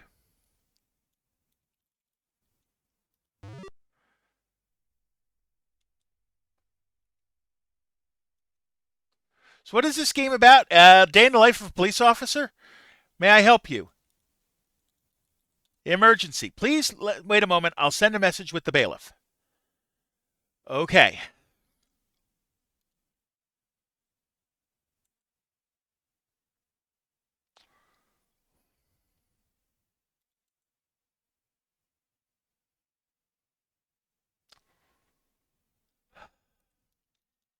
Save. Ally_puff wants a lousy joke. I'll tell Palmer will see if you can make it quick. Go on into the courtroom. Open door. I will get to the joke. Silence. I will consider Mr. Bond's request. Mr. Bonds, you may approach the bench. Mr. Bonds, who or what is this warrant for? Hoffman. And what information do you have to substantiate the validity of the warrant? All right. Do you have any other information? Judge Palmer motions the bailiff to retrieve the evidence. You hand the evidence to the bailiff.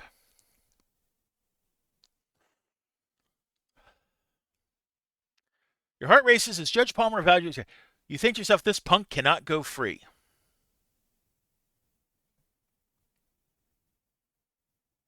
Judge Palmer scans the items and then questions, what makes you think these two men are the same person, Mr. Bonds? The bailiff and court reporters squirm and choke, trying to conceal their laughter while you quietly tell the judge your tale of tattoos and nipples. The judge attempts to stifle her giggles, but fails. Judge Palmer whispers softly, well, Mr. Bonds, it appears your friend has his caught in the ringer. Congratulations, Mr. Bonds. Your request is granted. Here is a no bail warrant issued in the name of Jason Taselli, alias Marvin Hoffman. Bailiff, deliver this to Mr. Bonds and then escort him out.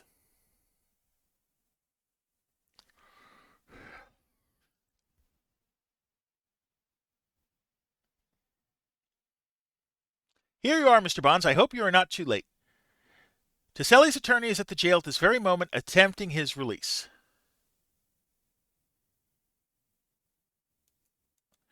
Okay, save.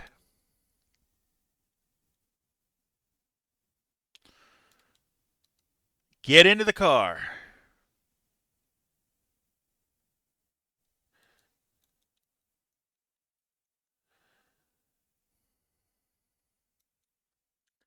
Open door. Close door. Just drive over to the jail.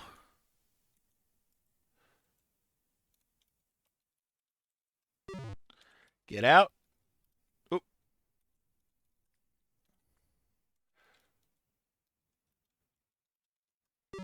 Close the door.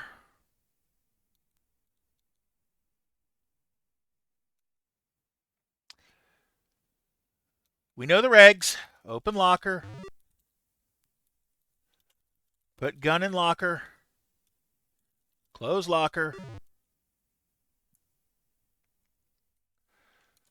Push button.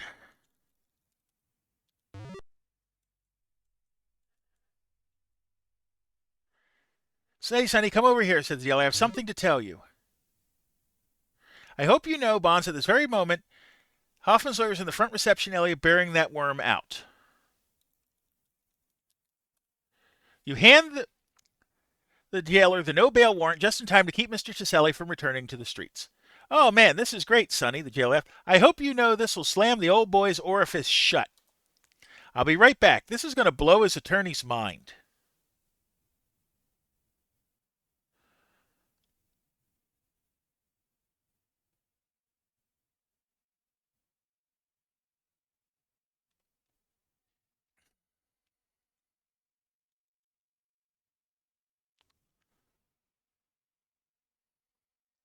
Boy, that made my day, Sonny. You should have seen the guy.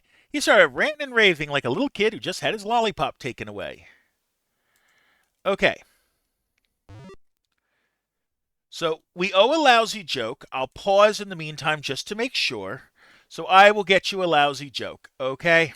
Let's see. Which one do I want to give you?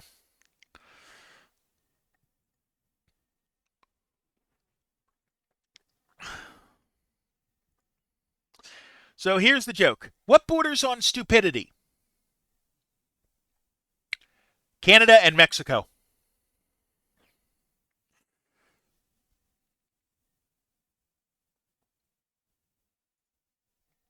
And I said it was a joke. I didn't say it was a good joke.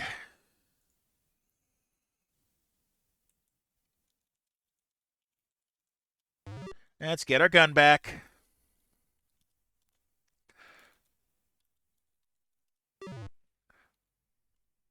All right, back to the police station.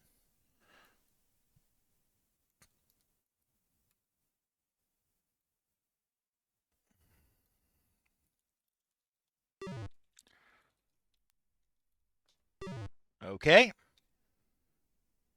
Back to the police station.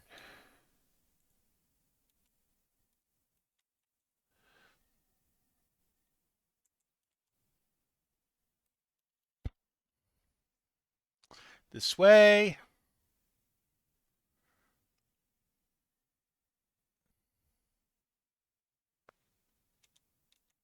Back in the lot. It looks like Laura's waiting for you. You wonder what's up.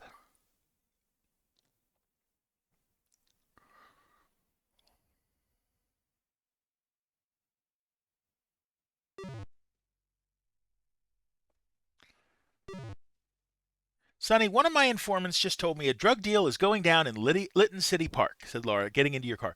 Lieutenant Morgan wants us to stake it out and see what we can do.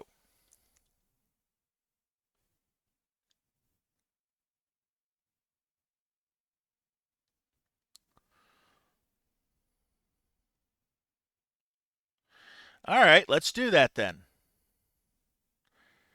Of course, we're back where I didn't really want to be parked. So we'll get out. The park is over at B1.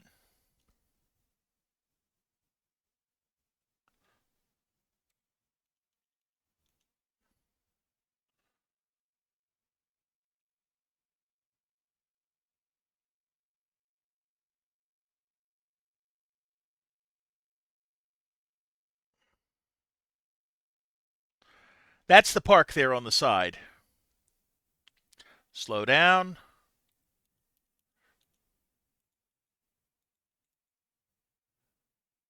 Over here. There is nothing of interest here. Okay. First things first, save.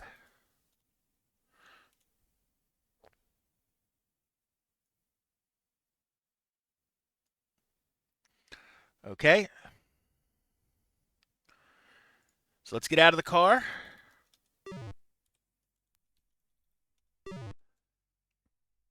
What's the matter? Let's get this show on the road. All right.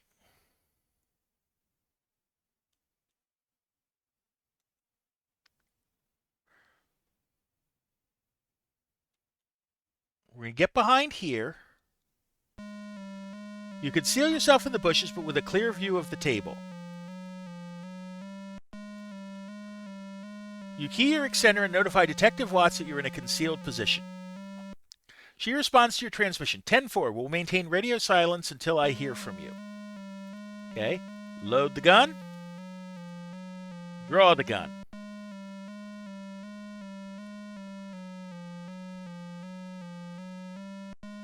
Now give it a second.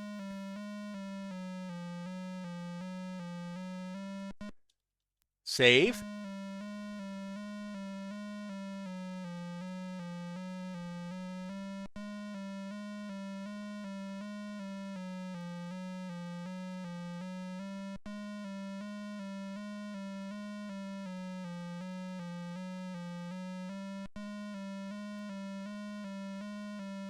And now we wait.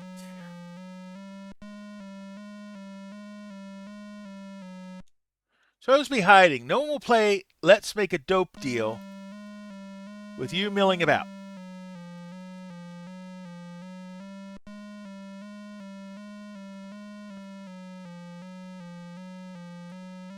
So now it's just being patient.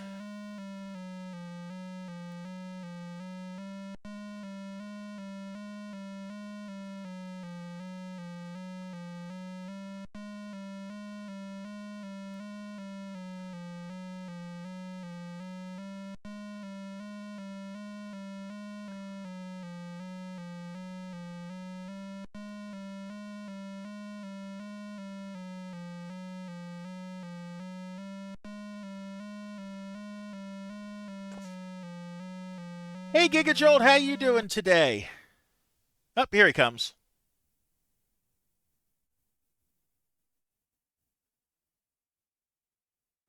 You quietly watch a man enter the picnic area.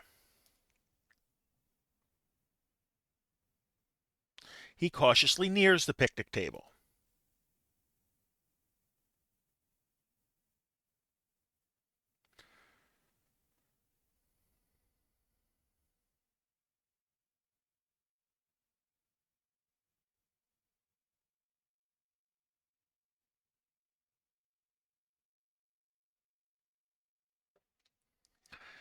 So he's looking around.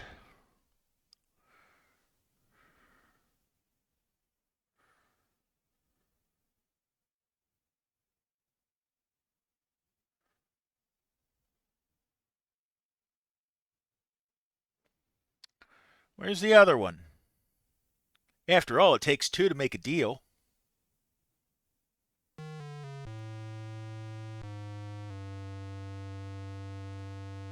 Another figure carefully approaches the picnic table. Could it be his drug contact?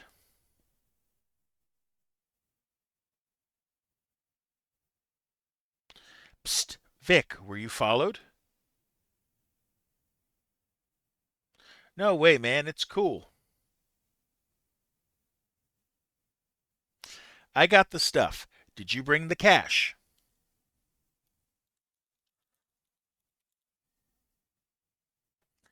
Yeah, right here. Wait on that.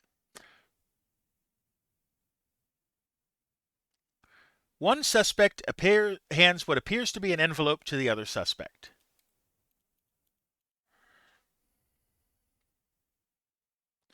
The second suspect returns a small plastic bag containing a white substance.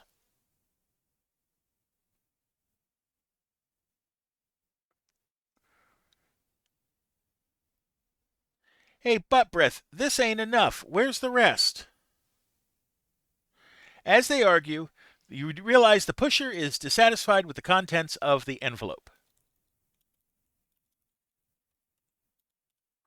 You quietly radio Laura. I'm moving in. You hook up anybody trying to take foot bail.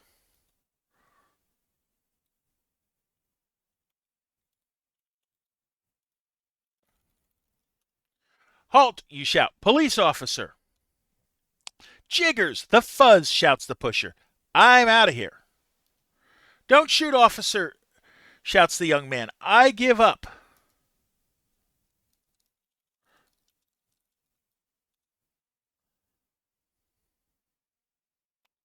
All right.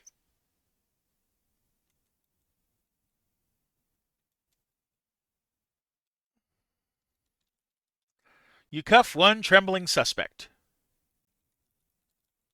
Carefully, you admonish your suspect of his Miranda rights. You have the right to remain silent. What you say may be used against you in a court of law.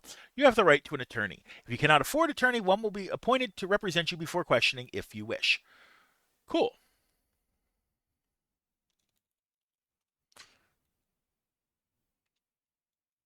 You follow Sims to the patrol car. What took you so long, Hot Rod? Laura asks. I picked up this loose end trying to take foot bail on you. You mumble under your breath. Yeah, sure, Laura. You probably grabbed the first white male you could find.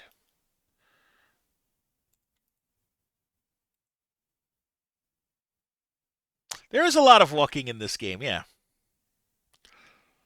Okay. We're going to search him. You search the trembling youngster.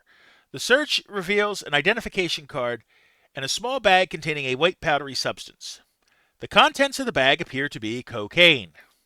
The Jefferson High School student identification card in the name of Victor Sims matches the general description of your suspect.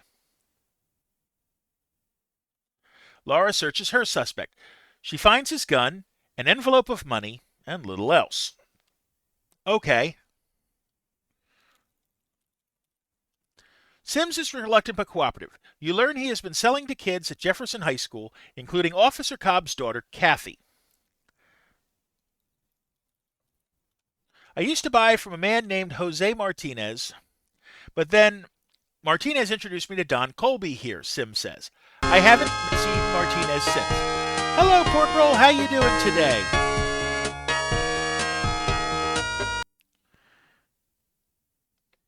Okay. Now we question Colby. Colby refuses to answer any questions. After persistent questioning of Colby, you discover he buys his drugs from Leroy Pearson. Giveaway. He says Leroy's telephone number is 555 65 37. He also asks that his cooperation be noted for consideration by the court. Cool. Okay.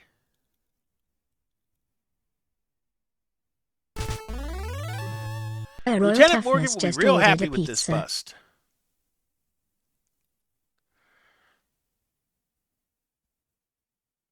Okay, we're going to open the door. Get in. Close the door. Royal Toughness beamed in from the bot squad. Okay. I enjoyed my time here. Cool. Royal Toughness has joined us. So now we have to go to the jail. We know where that is.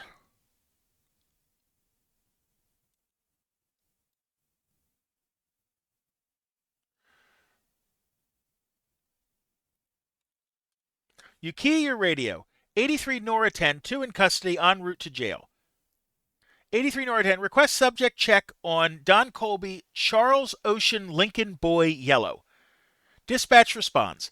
83 Nora 10, possible hit. Paul D. Colby, DOB, 12861, 5'8", 155 pounds. Served 18 months state penitentiary for assault on a police officer and possession and sale of a controlled substance. 3-year probation, still active. Headed off now.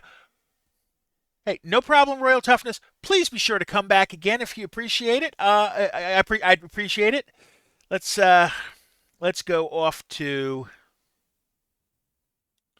Okay. Wait at the light. Save again. We'll definitely come in again. So let's see.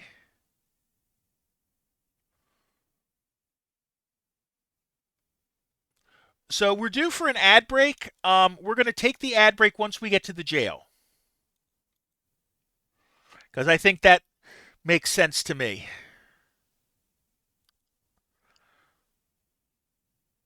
Okay, there are no traffic lights on the bottom row here. Get a little bit lower down so we don't hit the car there.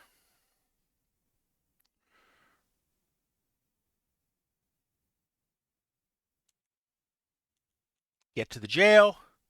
Save. Pause the game. And I'll see you guys in 60 seconds, all right?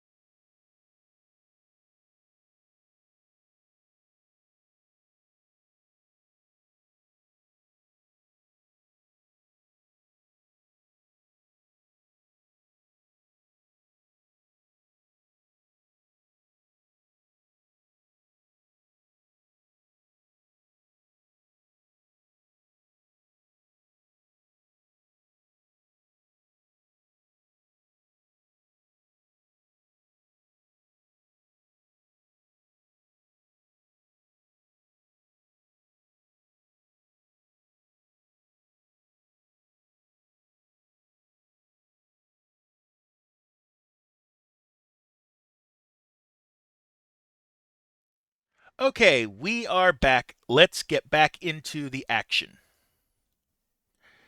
Okay, open the door, get out, close door, open the back doors,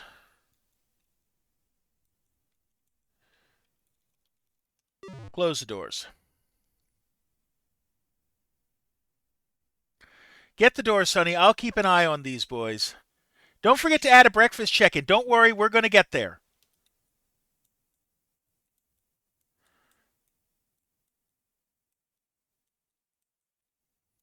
In pursuit of getting your steps in for the day. Okay. Open locker. Put the gun in the locker. Close the locker.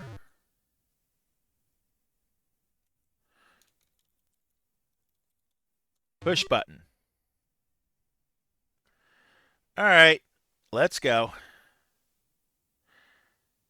Slam Dunk Donnie yells through the fence. Hey, baby, you boys play basketball?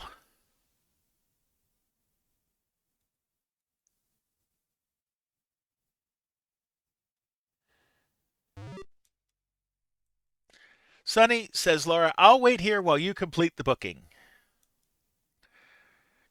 The jailer greets you with a friendly, oh no, here comes more paperwork. The jailer says, this is certainly a fine looking group you got this time, Sonny.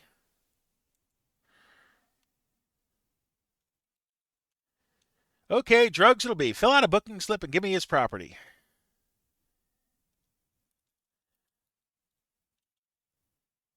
Any plans today? I have a dinner to go to tonight, but other than that, you remove inventory and deliver the prisoner's personal property to the jailer, along with the booking slip. Okay, Sonny, remove their cuffs and put the little pushers into cell number 1. Remove cuffs. I'm going to sue you for making them cuffs so tight, Flatfoot, threatens your prisoner. In you go. I think your boys know where to go, you tell them.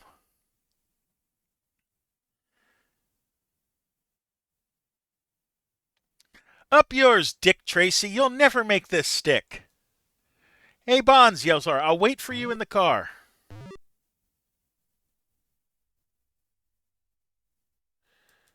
Okay. Would help if I actually went in the door. All right, let's get our gun.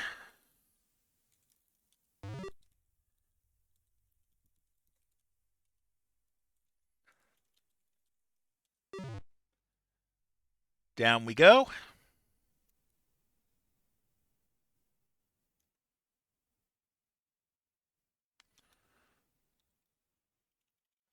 Open door. Looks like you'll be a valued addition to Narcotics, Bonds, said Laura. Closed door. Back to the police station.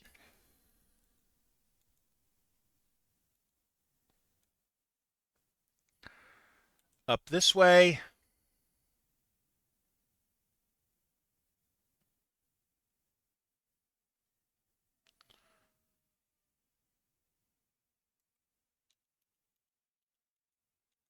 Over we are.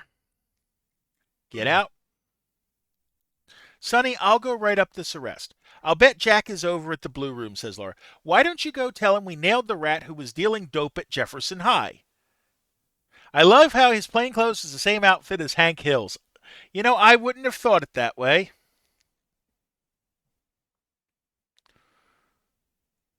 But you're not wrong. Okay, let's get out. We're back parked normally, and it's B4 we got to go to. Because that's where the Blue Room is. You know what? No, it's going to be quicker to go this way. To go through the light here. Wait for the light.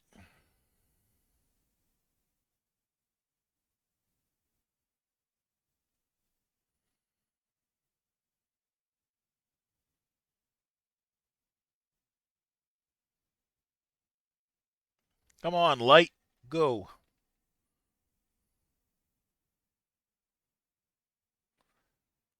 Okay.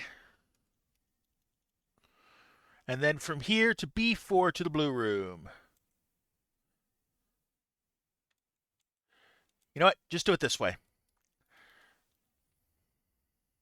Wait for the light again. See the cap there? That's where the Blue Room is.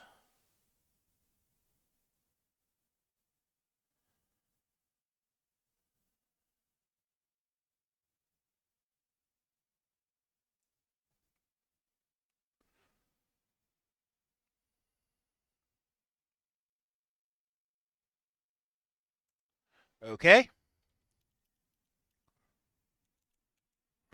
Exit the car. We're in the Blue Room.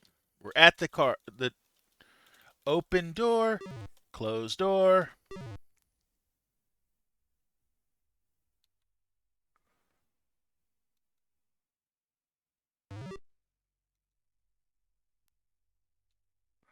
You enter the Blue Room and see Jack seated at a table. He appears to be quite intoxicated.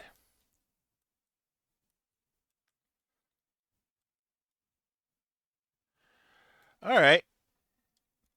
Sit down. Talk to Jack. Trying to cheer Jack, you tell him about the Victor Sims arrest and how he was responsible for selling dope at the high school. Sonny, I really do appreciate you nailing that filthy scumbag pusher, but I'm afraid it might be too late. My daughter Kathy is in the intensive care ward over at Lytton General Hospital, he explains. She's in a coma from a drug overdose. There's nothing I can do. Oh, Sonny, there's nothing anyone can do.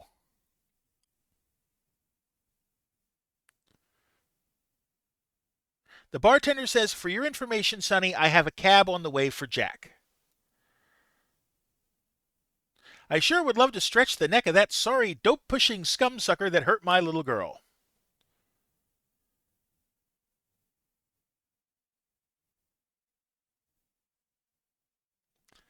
Cab driver shouts out, hey, who called for the taxi? That's it for me, Sonny. I'll see you later. Cabby says, right this way, buddy boy, and don't fall down. Whew, man, is this boy in bad shape?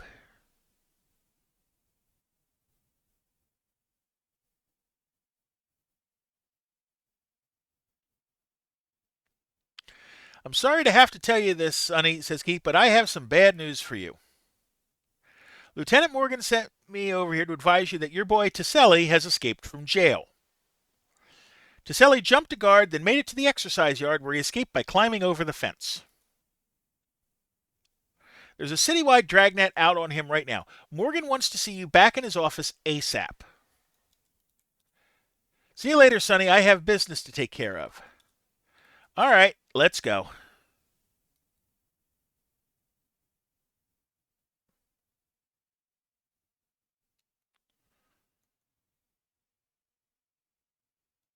Yeah, get on the right side of the vehicle for once. Okay.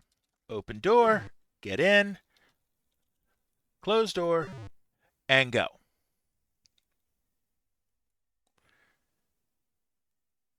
Save again.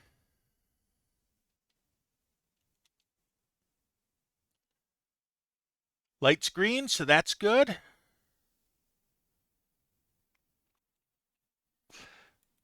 Slow the car down just to be on the safe side. In we are. Open door. Close door. And go see Officer Morgan.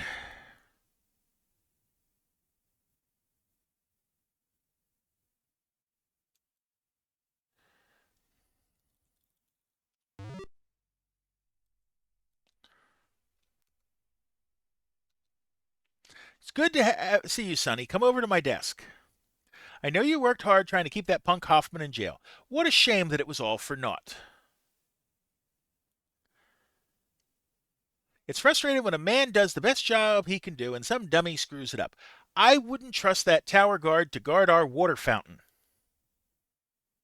After reviewing the Hoffman file, I think we should take a close look at the black book that was impounded along with his Cadillac. Get it from Russ in the evidence lockup.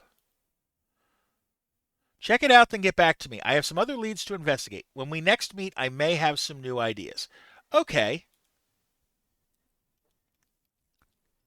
Save.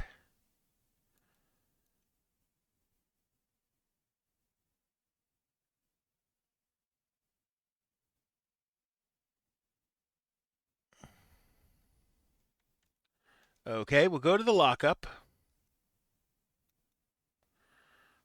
What can I do for you, Flyboy? Now, Sonny, you know this is official evidence. Don't go running off with it.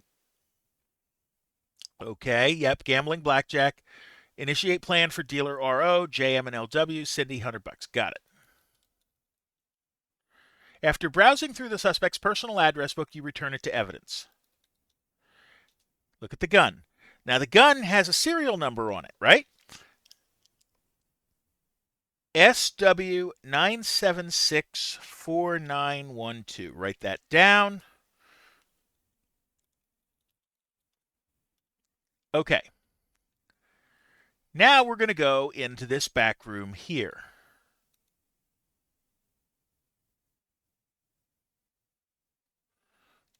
And turn on the computer. Online database. Enter search string. Well, let's type in the code. 9764912.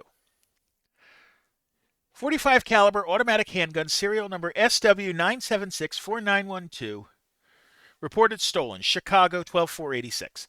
Contact Detective Tabor at CPD. That's 312 555 3382. Write that down. Okay. And now we exit. Okay, that was good.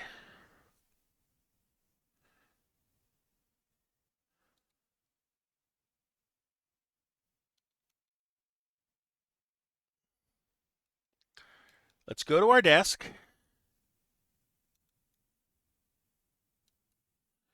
And make a phone call. Number to dial: 1-312-555-3382. Chicago PD, Detective Tabor speaking. How may I help you?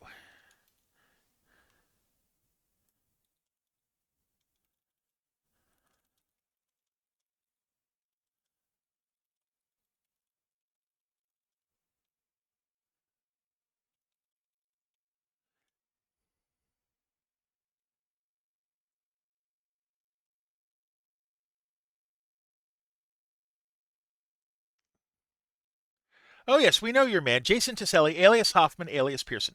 He's linked to a big time card shark and drug runner named Jesse Baines. Both have dropped from sight in our area.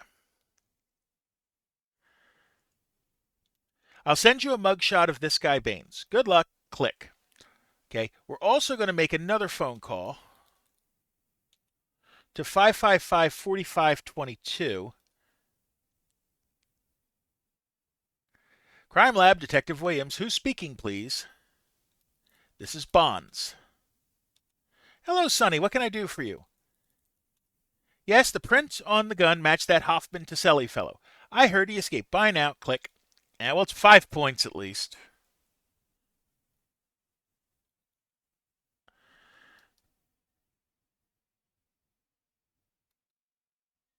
All right, there's Laura. Sonny, said Laura, just after you left, a hooker by the name of Sweet Cheeks Marie, who called you Precious, called from the jail and says she needs to see you as soon as possible. But before you go to the jail, Morgan wants to see you. All right. We can do that.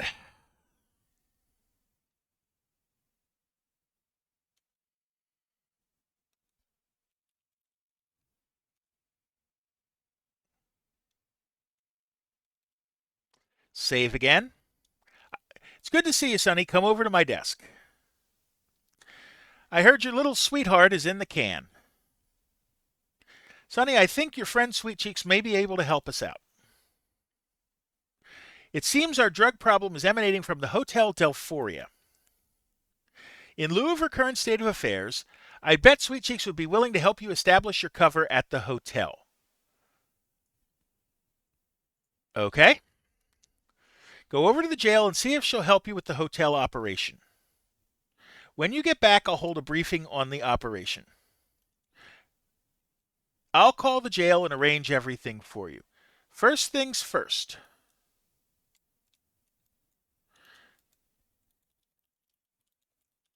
555, write this down. 555 6674. Okay, cool.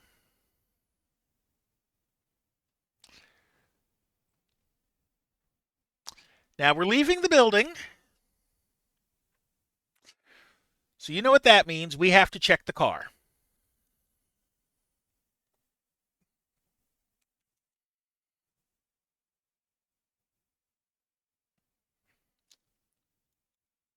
Around we go.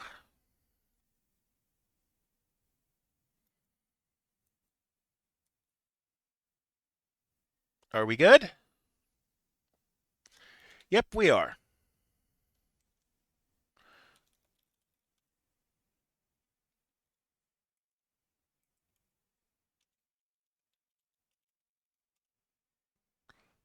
Okay, save again. We're back to the jail. That's in D3. Good thing we know where all these things are.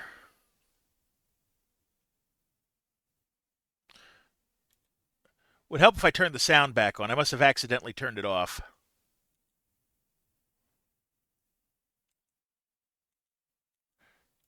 Okay.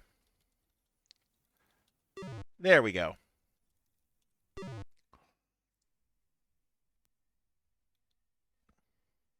Now, as per always, we go in.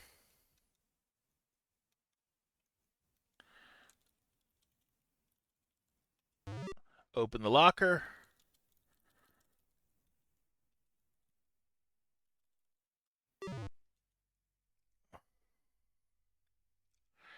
Push the button. So they released this game also in a newer version 5 years after in 92.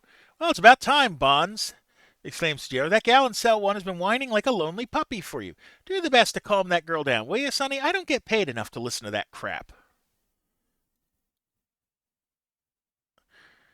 As you approach cell 1, Sweet Cheek spots you and says, "Oh, precious, I'm so happy to see you.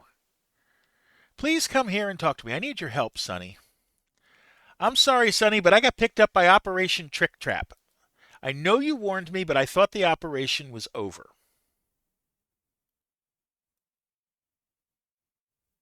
I'll do anything to get out." "Oh, Sonny, if only I had someone like you to call my own."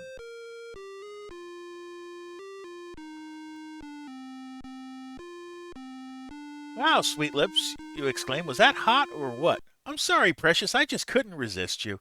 Oh, please, get me out of this place."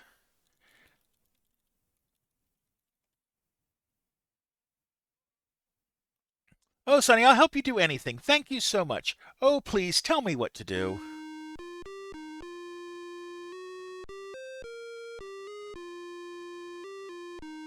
Embarrassed, you feel as though all the blood in your body has rushed to your face. You explain the arrangements of Sweet Chick's immediate release to her. Sweet Cheeks, as soon as you're released, I want you to go to the police station for a meeting with Lieutenant Morgan.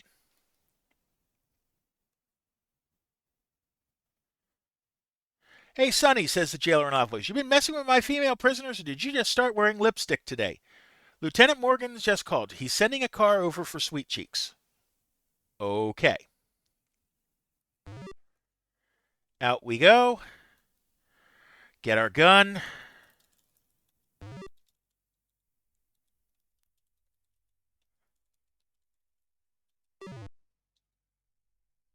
And now we get in the car and get ready to go. We are due for an ad break. So we'll get in the car. We're going to save. And then we are going to pause the game. And we will take that ad break, and I'll see you in 60 seconds.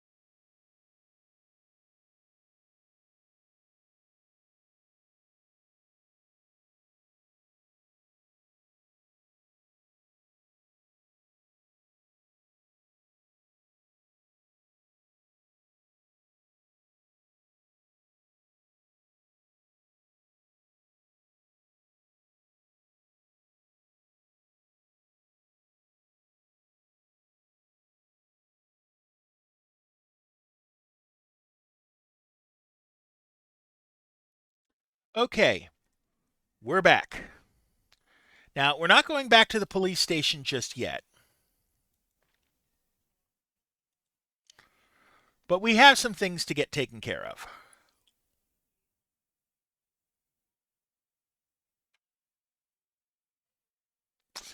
Your radio crackles. 83 Nora 10, respond to Cotton Cove. Officers on scene need ID of 187 victim.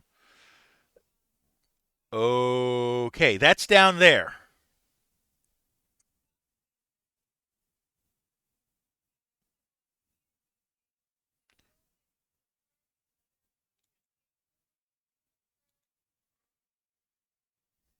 Okay, here we are.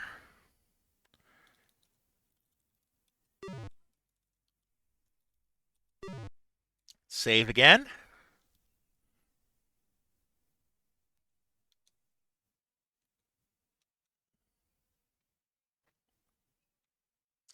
Good to see you, Sonny.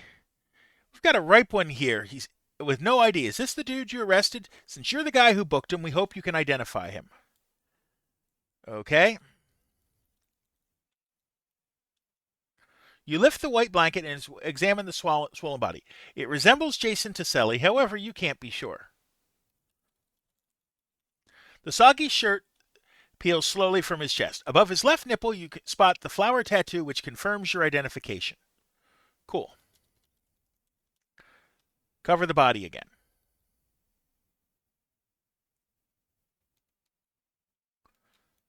Okay. Go back to my car. Dispatch, this is 83 Nora 10. Report positive ID on body of one Jason Taselli, 10-8 Cotton Cove. Your radio crackles 10-4, 83 Nora 10. Dispatch copies 1022 APB Jason Taselli. Thanks, Sonny. Be advised, coroner is en route, 1019 per Lieutenant Morgan. All right. That means we got to go back to the police station.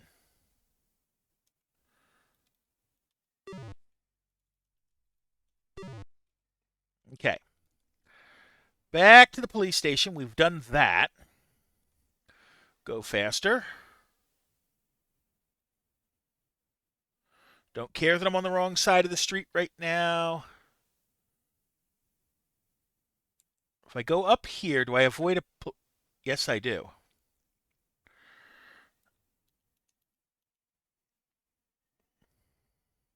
I avoid the traffic light that I don't have to worry about. Slow down a bit.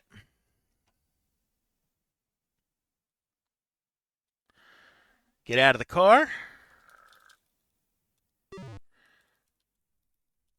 Close the door.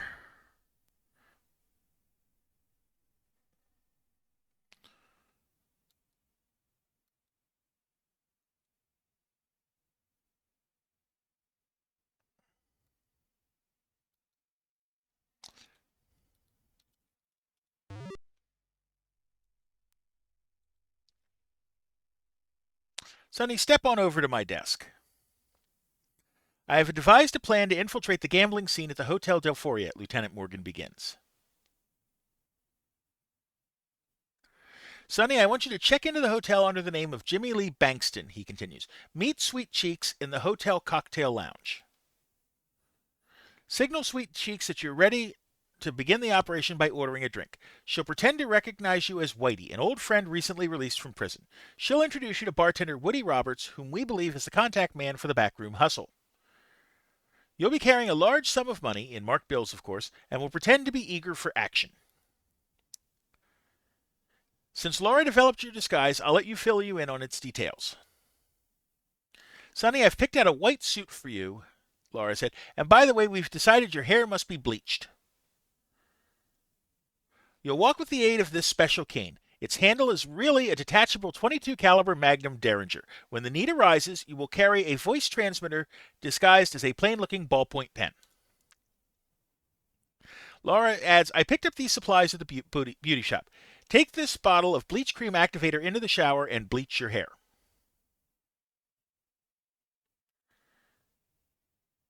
That's all I have, concludes Laura. Sweet Cheeks, do you have anything to add? In his excited voice, Sweet Cheeks says, Oh, Sonny, I'm so happy I get to work with you. Why, it almost brings a tear to my eye. I'm looking forward to spending tonight working with you at the Hotel Del Foria, my precious. She winks at you. Sweet Cheeks, said Lieutenant Morgan, why don't you head on over to the hotel? Sonny will follow shortly.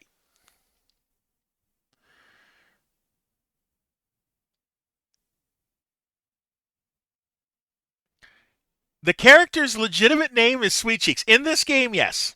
Thanks for your help, Laura, Morgan says. That's all for now. That's what she goes by.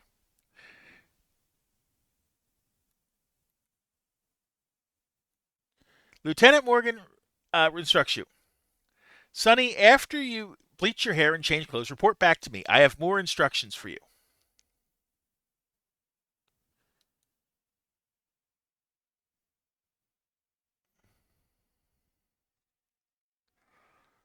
Sergeant Dooley, his voice cracking, interrupts the meeting.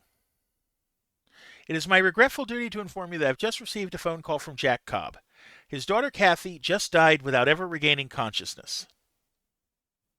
Effective immediately, Jack is on extended family leave. Jack's taking this really hard. His brother is staying with him and he requests no visitors. I'm sure our sympathy goes out to Jack in his time of need.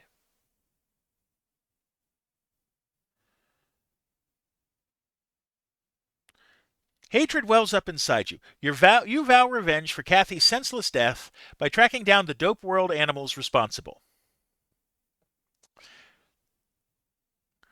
Lieutenant Morgan speaks softly. Sonny, the sooner you get into the scene at the Hotel Del Foria, the sooner we can neutralize those bloodsuckers.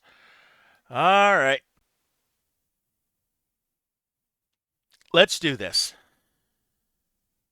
So how you doing today, Tomix? First things first, we'll go to our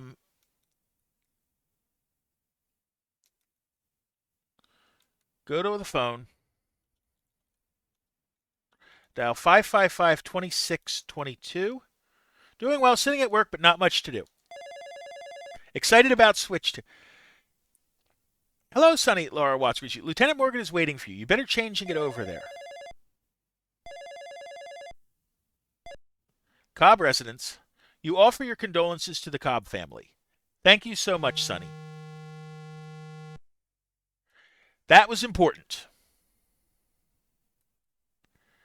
All right. Off to the locker room.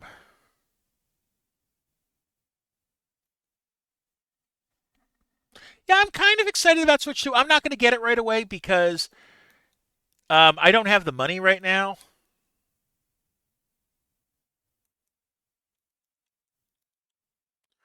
Okay, to my locker. Okay, get towel. Clothes locker. Go to the shower.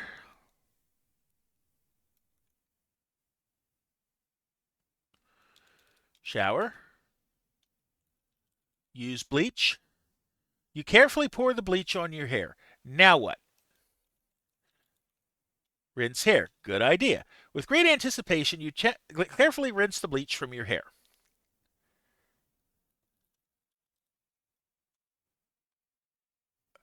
At last, you'll find out if blondes really have more fun. All right, let's go to my locker.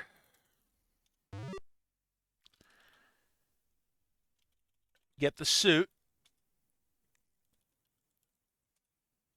How wonderful. 15 years of service have come to this.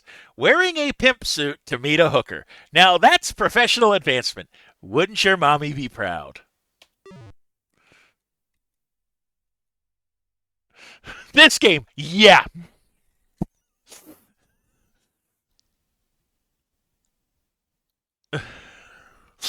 I look ridiculous.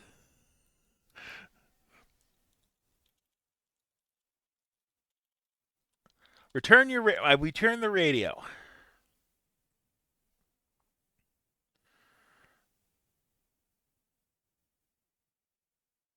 All right, to Morgan's office.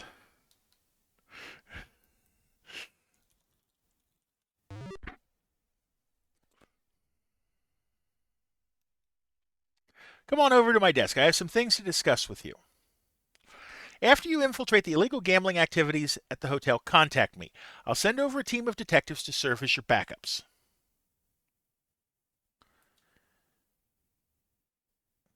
This envelope contains $1,000 in marked $100 bills. Use your head, Sonny, and don't forget, we want Mr. Big. Just then, the office intercom squelches. Lieutenant Morgan, homicide detective Oscar Hamilton on line 3.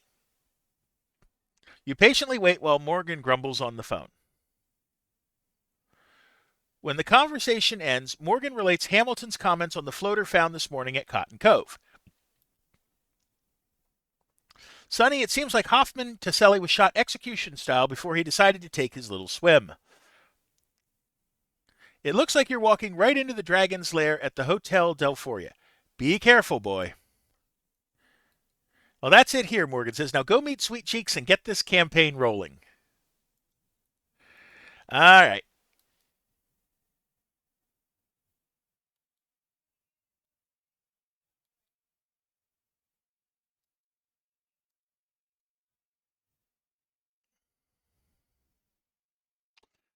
Do the usual walk around.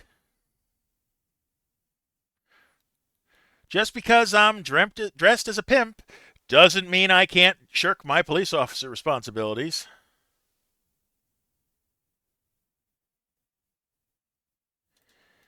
All right. Open the door, close the door, drive, and save. To the hotel. The hotel is located in A2. So we're going to go there. We'll go over this way, I think. A2.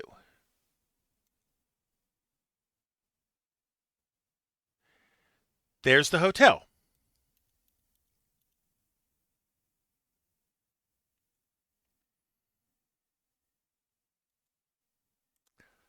Slow down.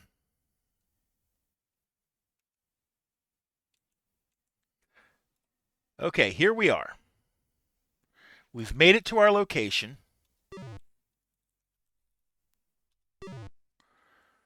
Let's go in.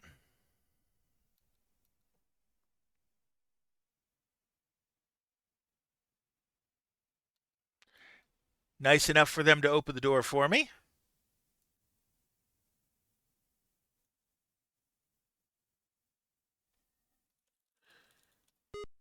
Ring the bell. Good day, sir, said the desk clerk in his best plastic voice. How may I help you?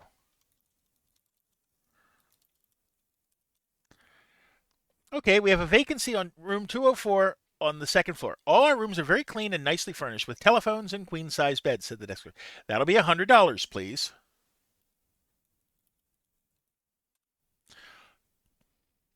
You hand the clerk $100. He asks you to fill out the registration card. You do under the name of Jimmy Lee Bankston. Thank you very much, sir. Here are your keys. I hope you enjoy your stay. After you fill out the register, the desk clerk says, just take this elevator to the second floor. Your room is to the right. Okay.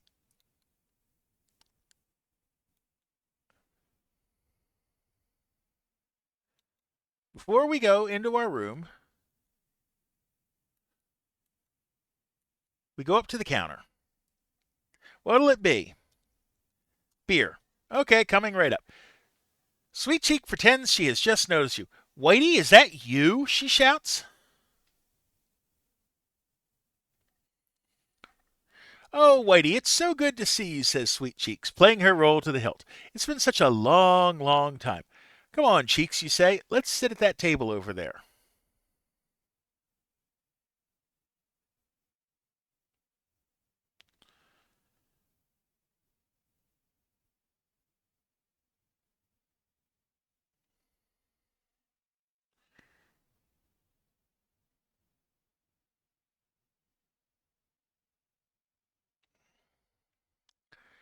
Here you are, sir. That'll be $5, please.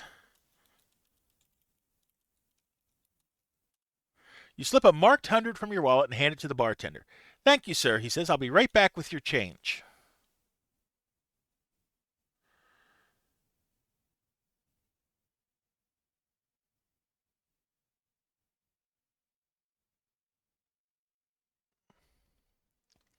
There goes some people.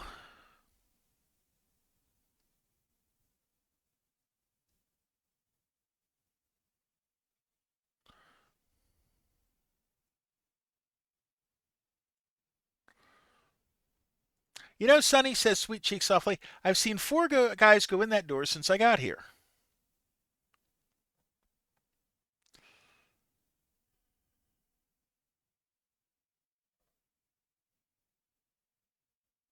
Here's your change, sir.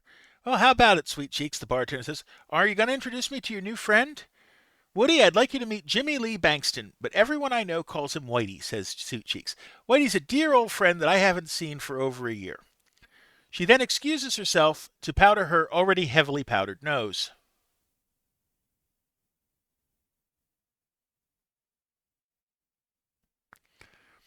The bartender asks you what you do for a living.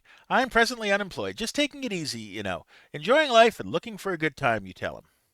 I just finished doing a little time for embezzlement and I haven't had a chance to land a job yet, you tell Woody. Acting surprised at your slip, you lower your voice and say, but I'd sure appreciate your keeping that information under your hat, okay? Woody assures you that you can trust him.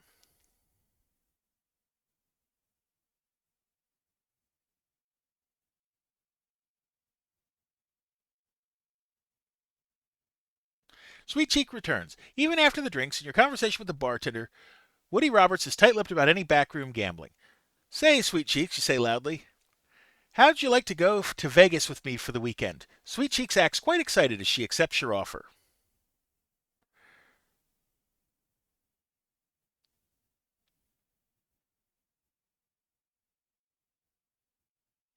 Okay, now that he's back behind the bar, just before leaving the cocktail lounge, you ask Sweet Cheeks to remain at the table while you try to get Woody to open up.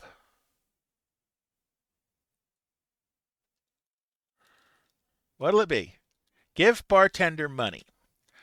You slip the bartender a 20, and then it happens. In a suddenly soft voice, the bartender asks, Whitey, exactly what are you looking for in the way of a good time? Just about anything, you tell him, but women, gambling, and money top the list.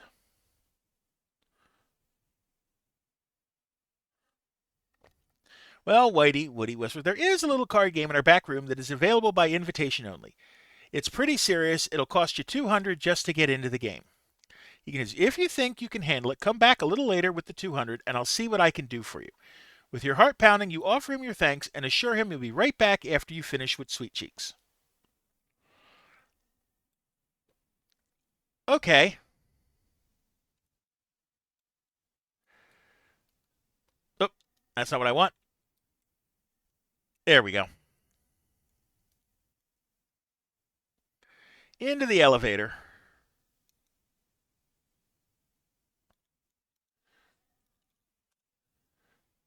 To the second floor.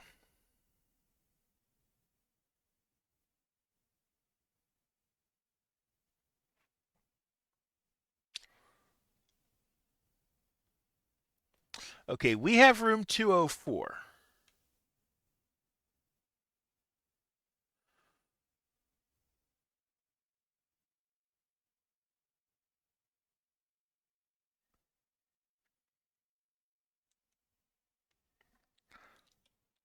Unlock the door. Here we are.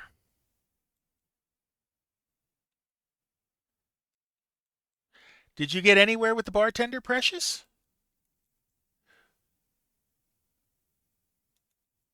Okay, let's use the phone first. Oh, wait, can't use that. We got to do it on this side. 6674. Lieutenant Morgan, who's speaking, please? Hello, Mr. Bankston. Why don't you send Sweet Cheeks Marie back to the station by cab? Try to get behind the scenes in the hotel. Your backup personnel will be arriving later this evening. Good luck. Click. Okay. One more phone call to make.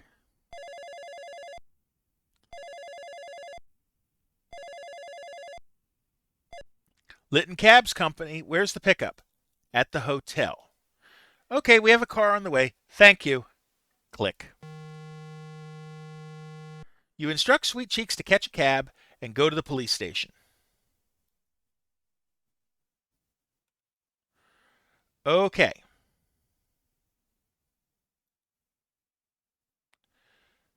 We're going to pause here. We're going to take an ad break. I'll see you in 60.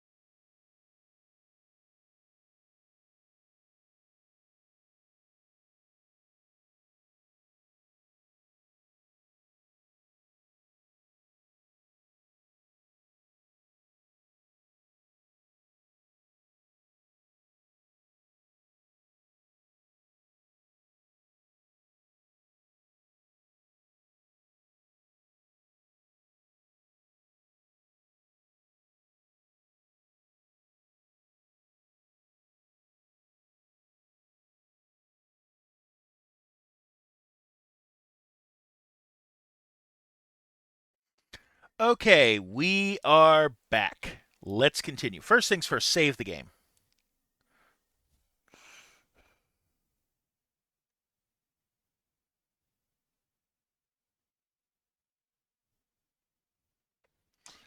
Okay, into the elevator. Down to the first floor.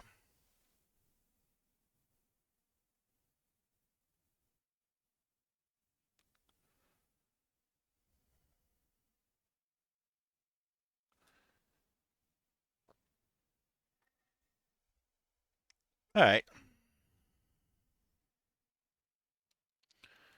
back we are.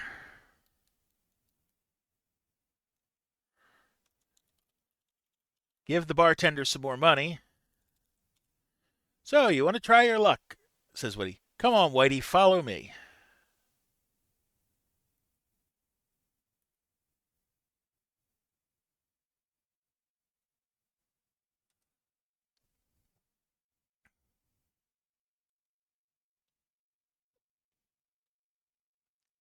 All right.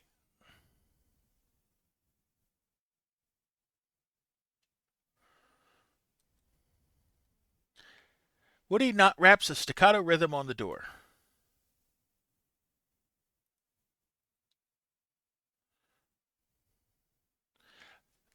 Panels on the door slides open. Woody whispers through the opening, I've got a new player for you.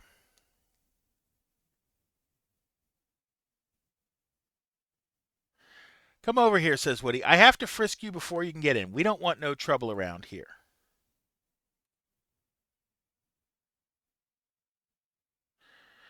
Woody tells you, okay, Whitey, have a good time. All right. So, see the open seat there? We sit down. Good evening, gentlemen, you say to the men at the table. I'm Jimmy Lee Bankston. May I join you? Yes, you may, Mr. Bankston, says the man across the table. Have a seat. Save again. I'm Otto, and to your left is Gene. Glad to meet you, you respond.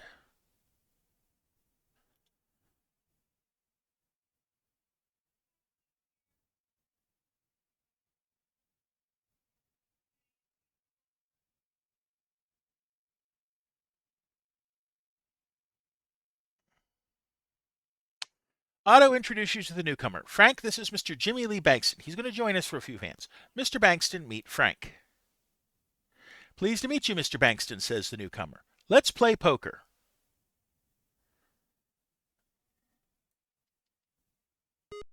All antes are in.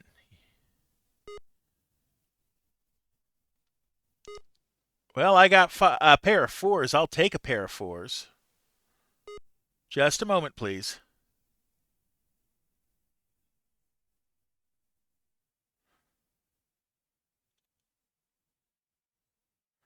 Frank passes. How many $10 chips? 3. I'm betting on my pair of fours.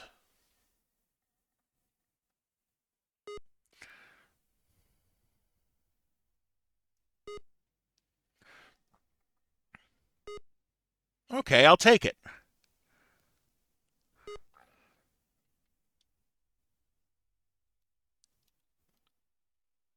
Save. Okay. Deal. We won some money. We have to. Ooh, pair of, are those eights? No, they're probably queens. Uh, let's do one.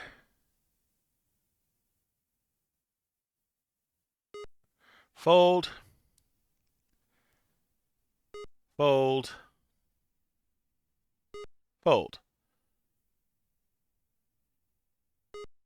Okay, we win. Basically, I'm going to admittedly be safe scumming a bit that when I lose, I'm going to load, and when I win, that's a queen, I think, a 3, a 9, a 10. I don't like this. We're going to bet nothing and see if we can improve our hand.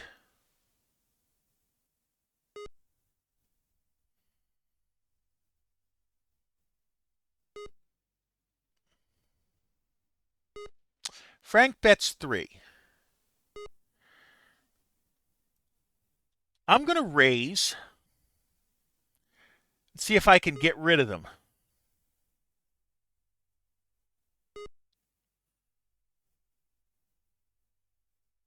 You're going to call. How many cards? We'll take 3. First card to discard. 2, 3, and 5. What we get?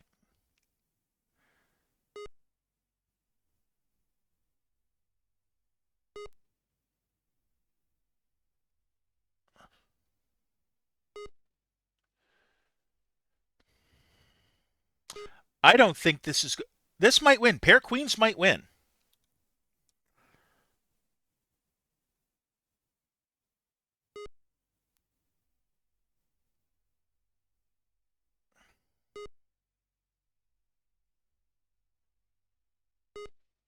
One pair. I got pair of eights, don't I?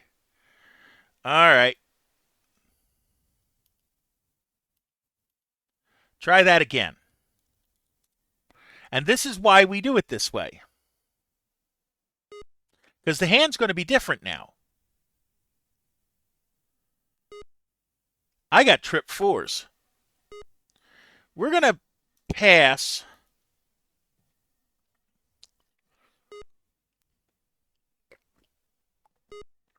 Otto bets two.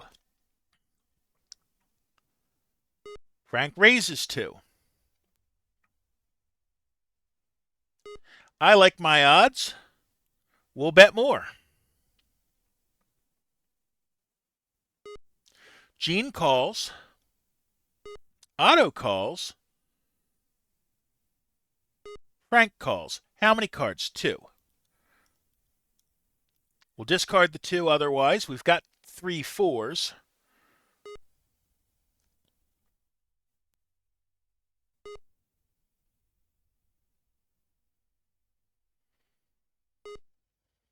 They all took three cards, so I feel good. That's fine. 320 in the pot. We're going to wait and let them do what they need to do.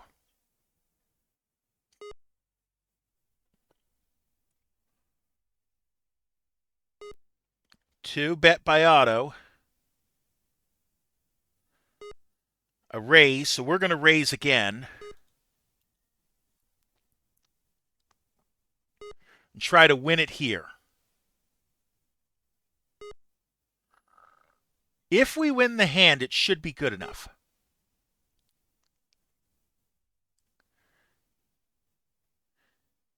Frank says, well, Mr. Bankston, it seems that poker is your kind of game.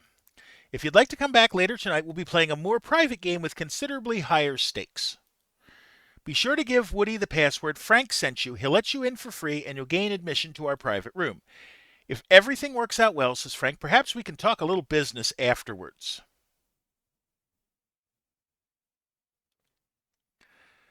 All right.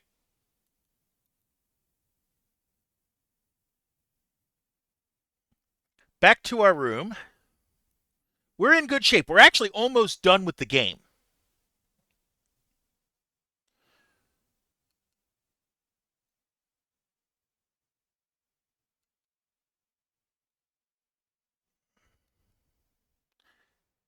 Woody says, if you decide you want a drink, I'm at your service. Nah, we're not going to buy a drink.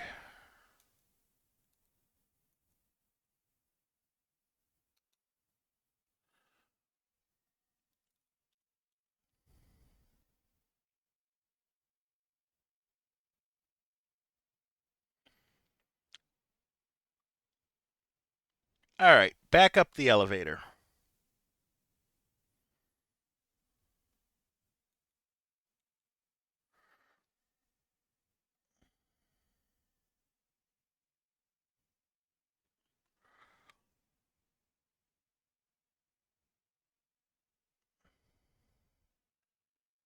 Back to my room.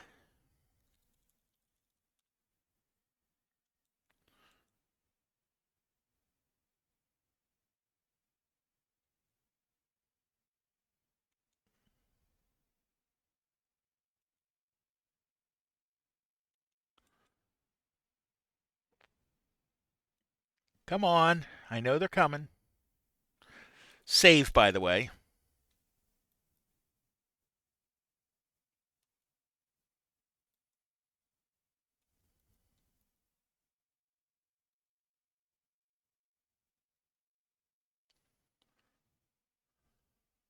You hear a knock on the door. Hello, Joka the Real. Welcome in. How you doing today?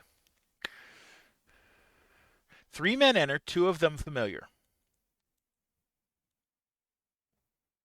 Hey, Sonny, how's it going? Says the lead detective. I'm sure glad we found your room. I'd hate to have someone call the cops on us for breaking and entering. We're ready whenever you are, Whitey, he concludes. It's a pizza party and I want seconds and thirds. Cool. Okay.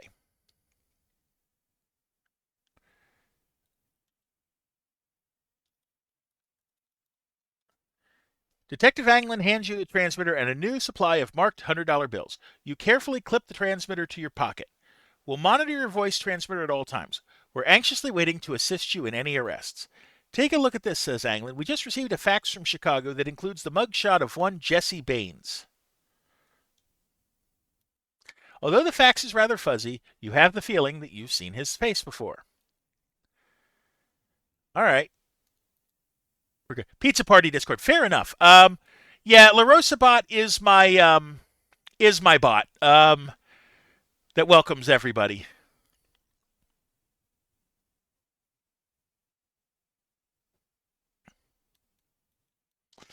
All right, down to floor 1.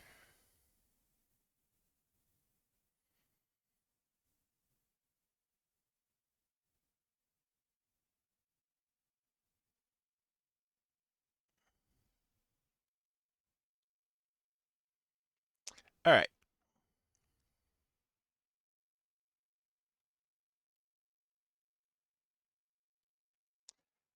All right, save. What'll it be? Frank sent me. Nice to see you again, Mr. Bankston. Please follow me.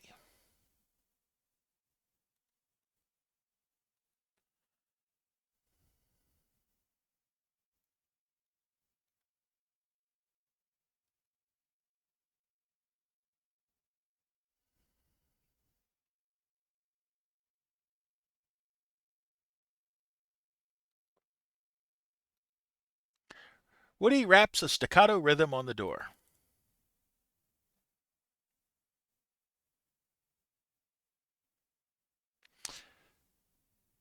The panel opens once again. Woody explains to the mysterious person behind the door, I've brought a player for the big game in the back room.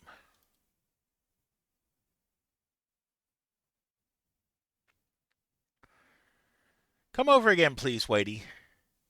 I just have to frisk you again. It's just a formality, you understand, sir.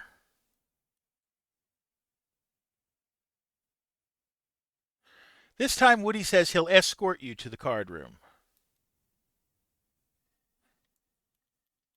All right.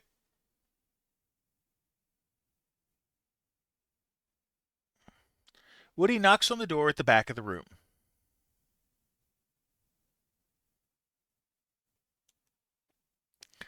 Gentlemen, announces Woody, welcome back, Mr. Jimmy Lee Bankston. You play mostly retro games, or is this a new game with retro vibes? No, this game dates back to 1987. Okay. We save again. The year I was born. Oh, goodness. All right. Sit down again. Frank welcomes you back to the game. Hello again, Mr. Bankston. I believe you know everyone here. What system? Personal computer. This time, as you look carefully as Frank as he shuffled the cards.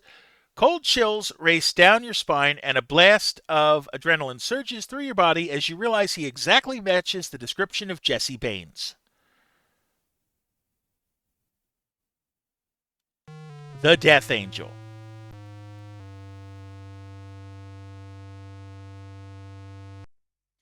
I have $1,145. Pots for. Okay. How big are our chips? Are they tens again? Gene bets one. Otto folds. Frank folds. We're going to try to bully him.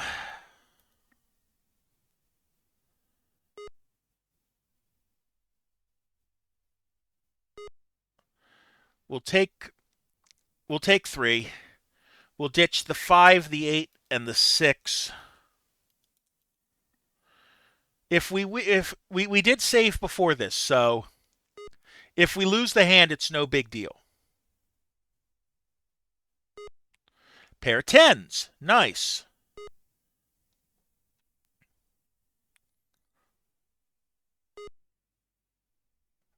Right, it has to go past Otto and Frank, even though they folded.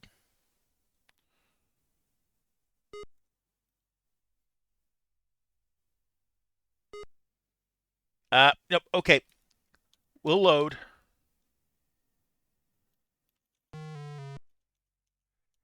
Save. Okay, we're right in the beginning. Try it again. Kind of wants to make me play. I actually played Oregon Trail earlier this year on stream.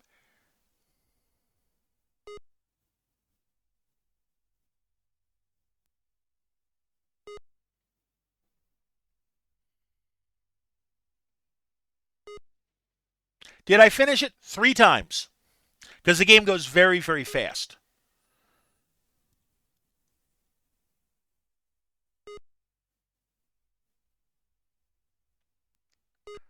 Okay, this time we've got a pair of eights to start with.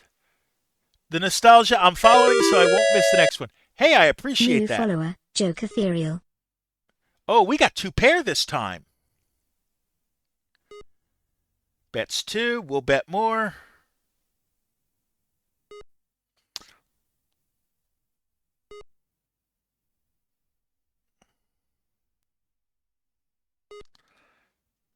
Bet big.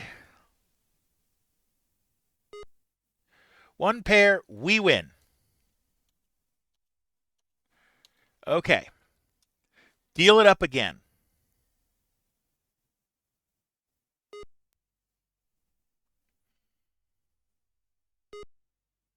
10, 7, 4, 2, king. We're going to keep the king and probably the 10, but we're going to bully the game again.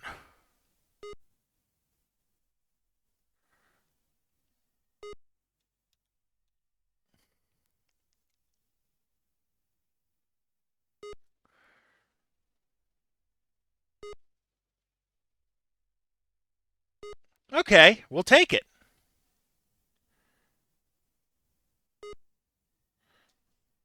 Save. Deal it again.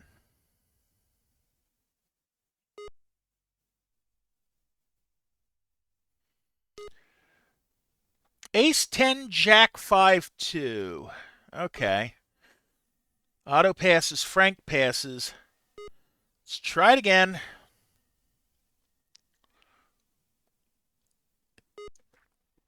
Gene calls. That's good.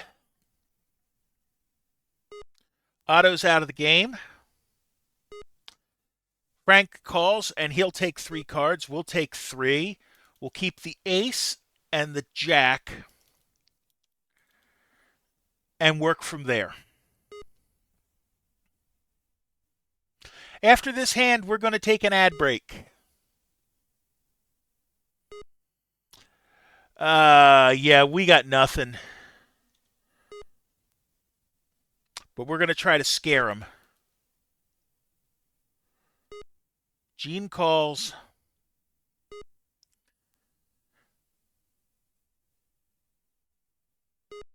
Nope, they've each got a pair. All right, well, we'll do that.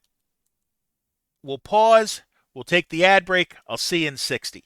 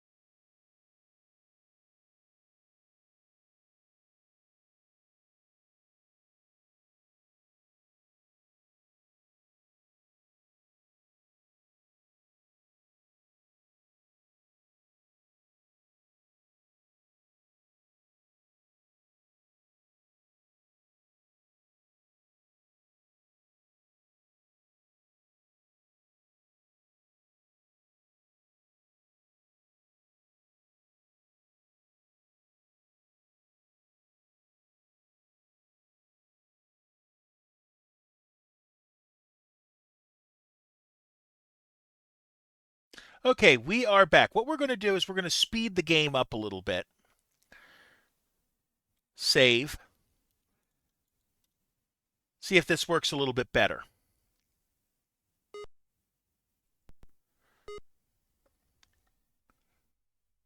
Oh, we got a flush.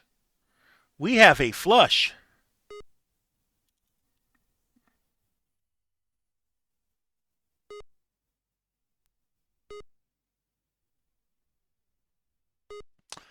Oh, we wasted that hand.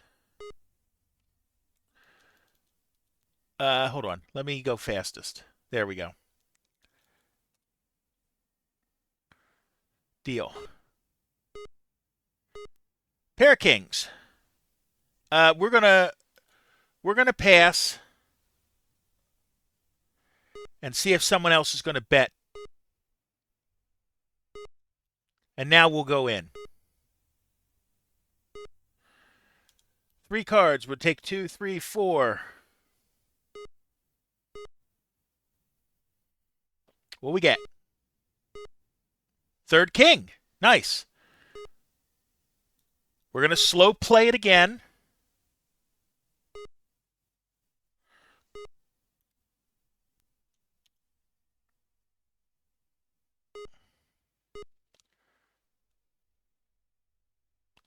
Well, Mr. Bankston, says Frank, you're a poker player after my own heart. Frank then asks, Whitey, if I may call you, I understand you may be looking for work? Go back to normal speed. Yes. Very good. I like your style.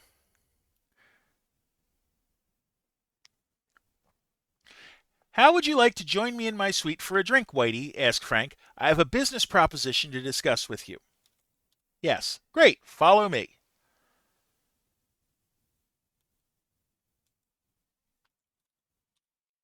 Okay, follow him over.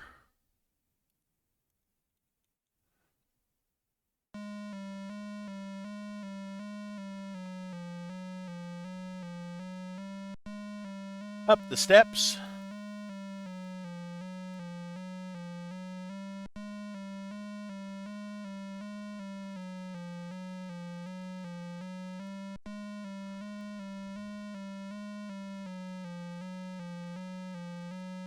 Keep going. Nope, nope. Further over. Up the steps we go.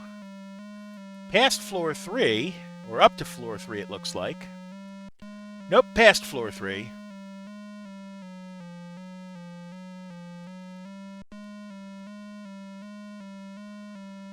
Up we go.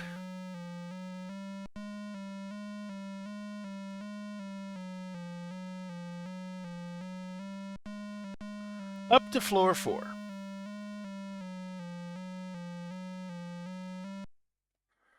Okay, room 401. No, 402.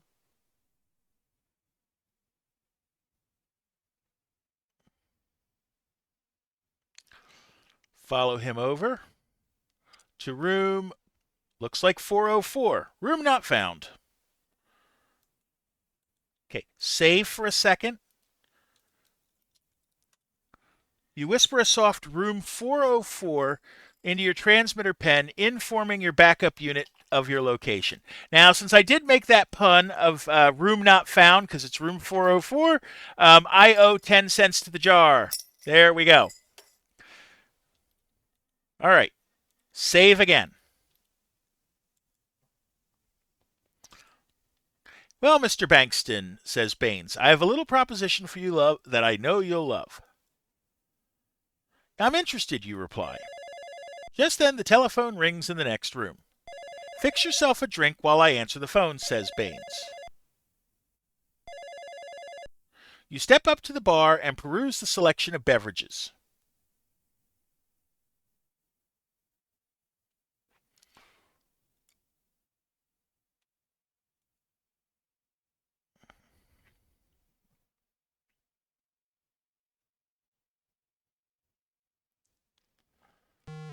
Baines draws his gun and aims it directly at you. Hold it right there, pig, he shouts. It seems one of our card-playing comrades recognized your ugly mug from a minor misunderstanding he had with the Heat a while back. You're about to find out just how much I hate cops. Just then, a knock on the door diverts Baines' attention. You dive to the floor and struggle to remove the derringer from your cane. A loud crash and the door flies open. Your backups have arrived.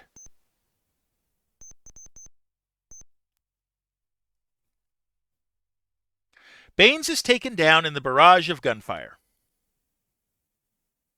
In the twinkling of an eye, the shootout is over. Sprawled unconscious on the carpet with a near-fatal belly wound lies Jesse Baines, the Death Angel.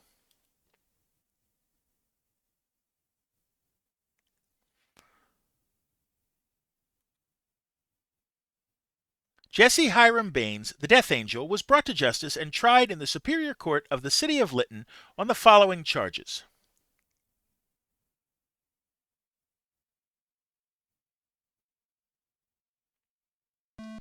Charge: illegal gambling. Hotel Delphoria bartender Woody Roberts turned state evidence as a witness for the prosecution in return for a suspended station and sentence and 3 years probation, provided convincing testimony concerning the gambling activities of Jesse Baines, Otto Lipschitz, and Gene the Bambino Bamboni. Drug trafficking. Drug pusher Donald D. Colby turned state's evidence and, as a witness for prosecution, in return for a suspended sentence and 5 years probation, provided convincing testimony concerning the Baines narcotics distribution network. Attempted murder. Lytton PD detectives Bonds, Anglin, and Smith presented eyewitness testimony concerning the shootout at the Hotel Delphoria. First-degree murder. Ballistic tests provided a positive match between Baines' .32 caliber automatic handgun and the weapon used to murder Jason Taselli. And now the results of that trial.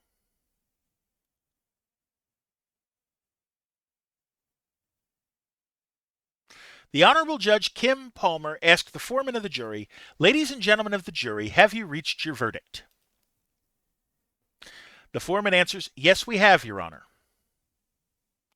Bailiff, please bring the jury's verdict to me.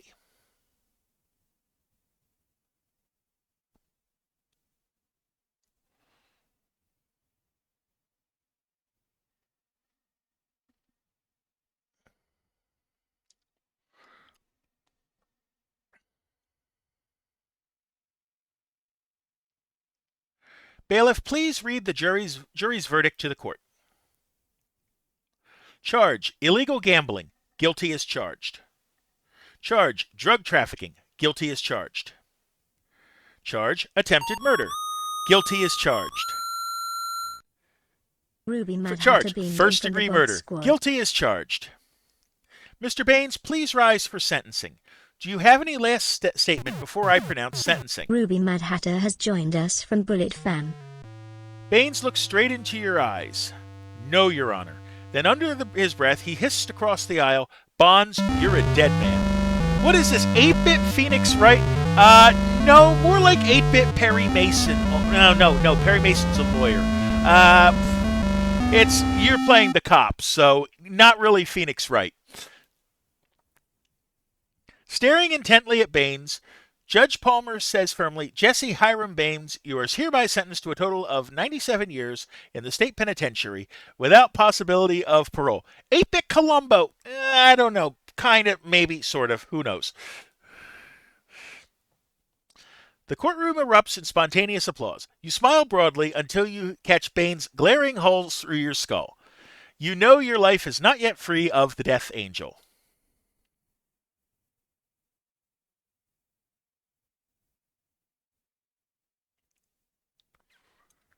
Three days pass. With Baines safely ensconced in the state penitentiary at Vacaville, the city of Lytton is once again a quiet, peaceful community freed from the grasp of the Death Angel. Following a ticker-tape parade down Main Street in your honor, a huge crowd has gathered on the courthouse steps.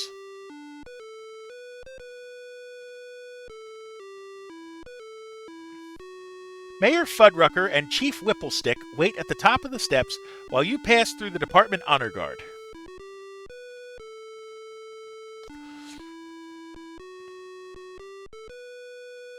Sonny Bonds, the mayor reads, "As mayor, I wish to express the appreciation of the people of the city of Lytton for your service to them, and then present you with this expression of our gratitude, the key to the city."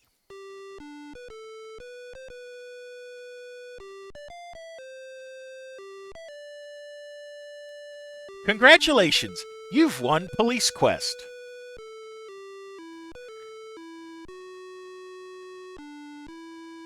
If you liked Police Quest, please be sure to play the other 3D animated graphic adventure games from Sierra.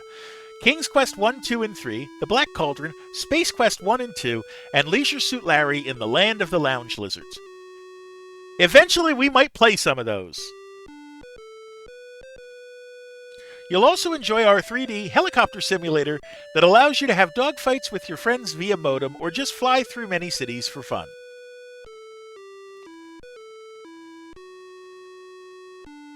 Oh, there's Sweet Cheeks.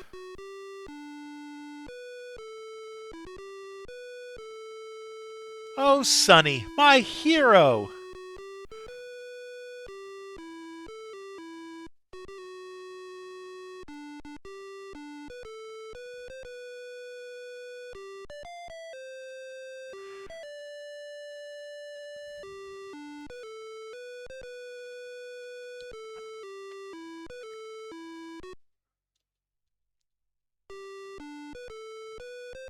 I'm just going to move it to fast.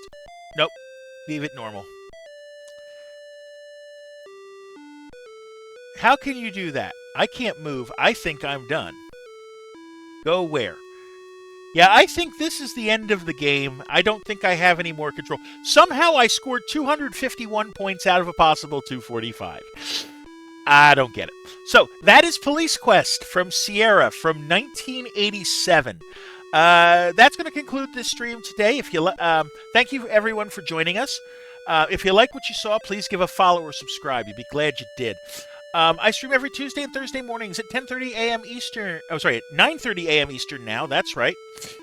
And Sunday night at 6:30 p.m. Eastern. So, here's plan of attack.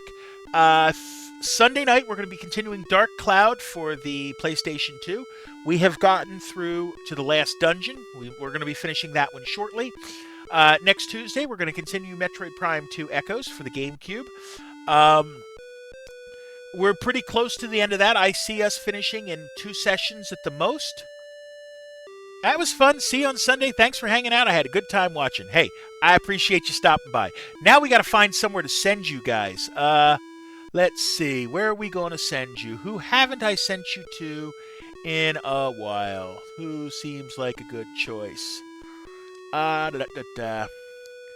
Let's send you to Skull's Hype, who is playing Fortnite right now, and I'd like you to please show him the same love that you showed me, okay? So, until next time, please take care of yourselves and each other. Thank you.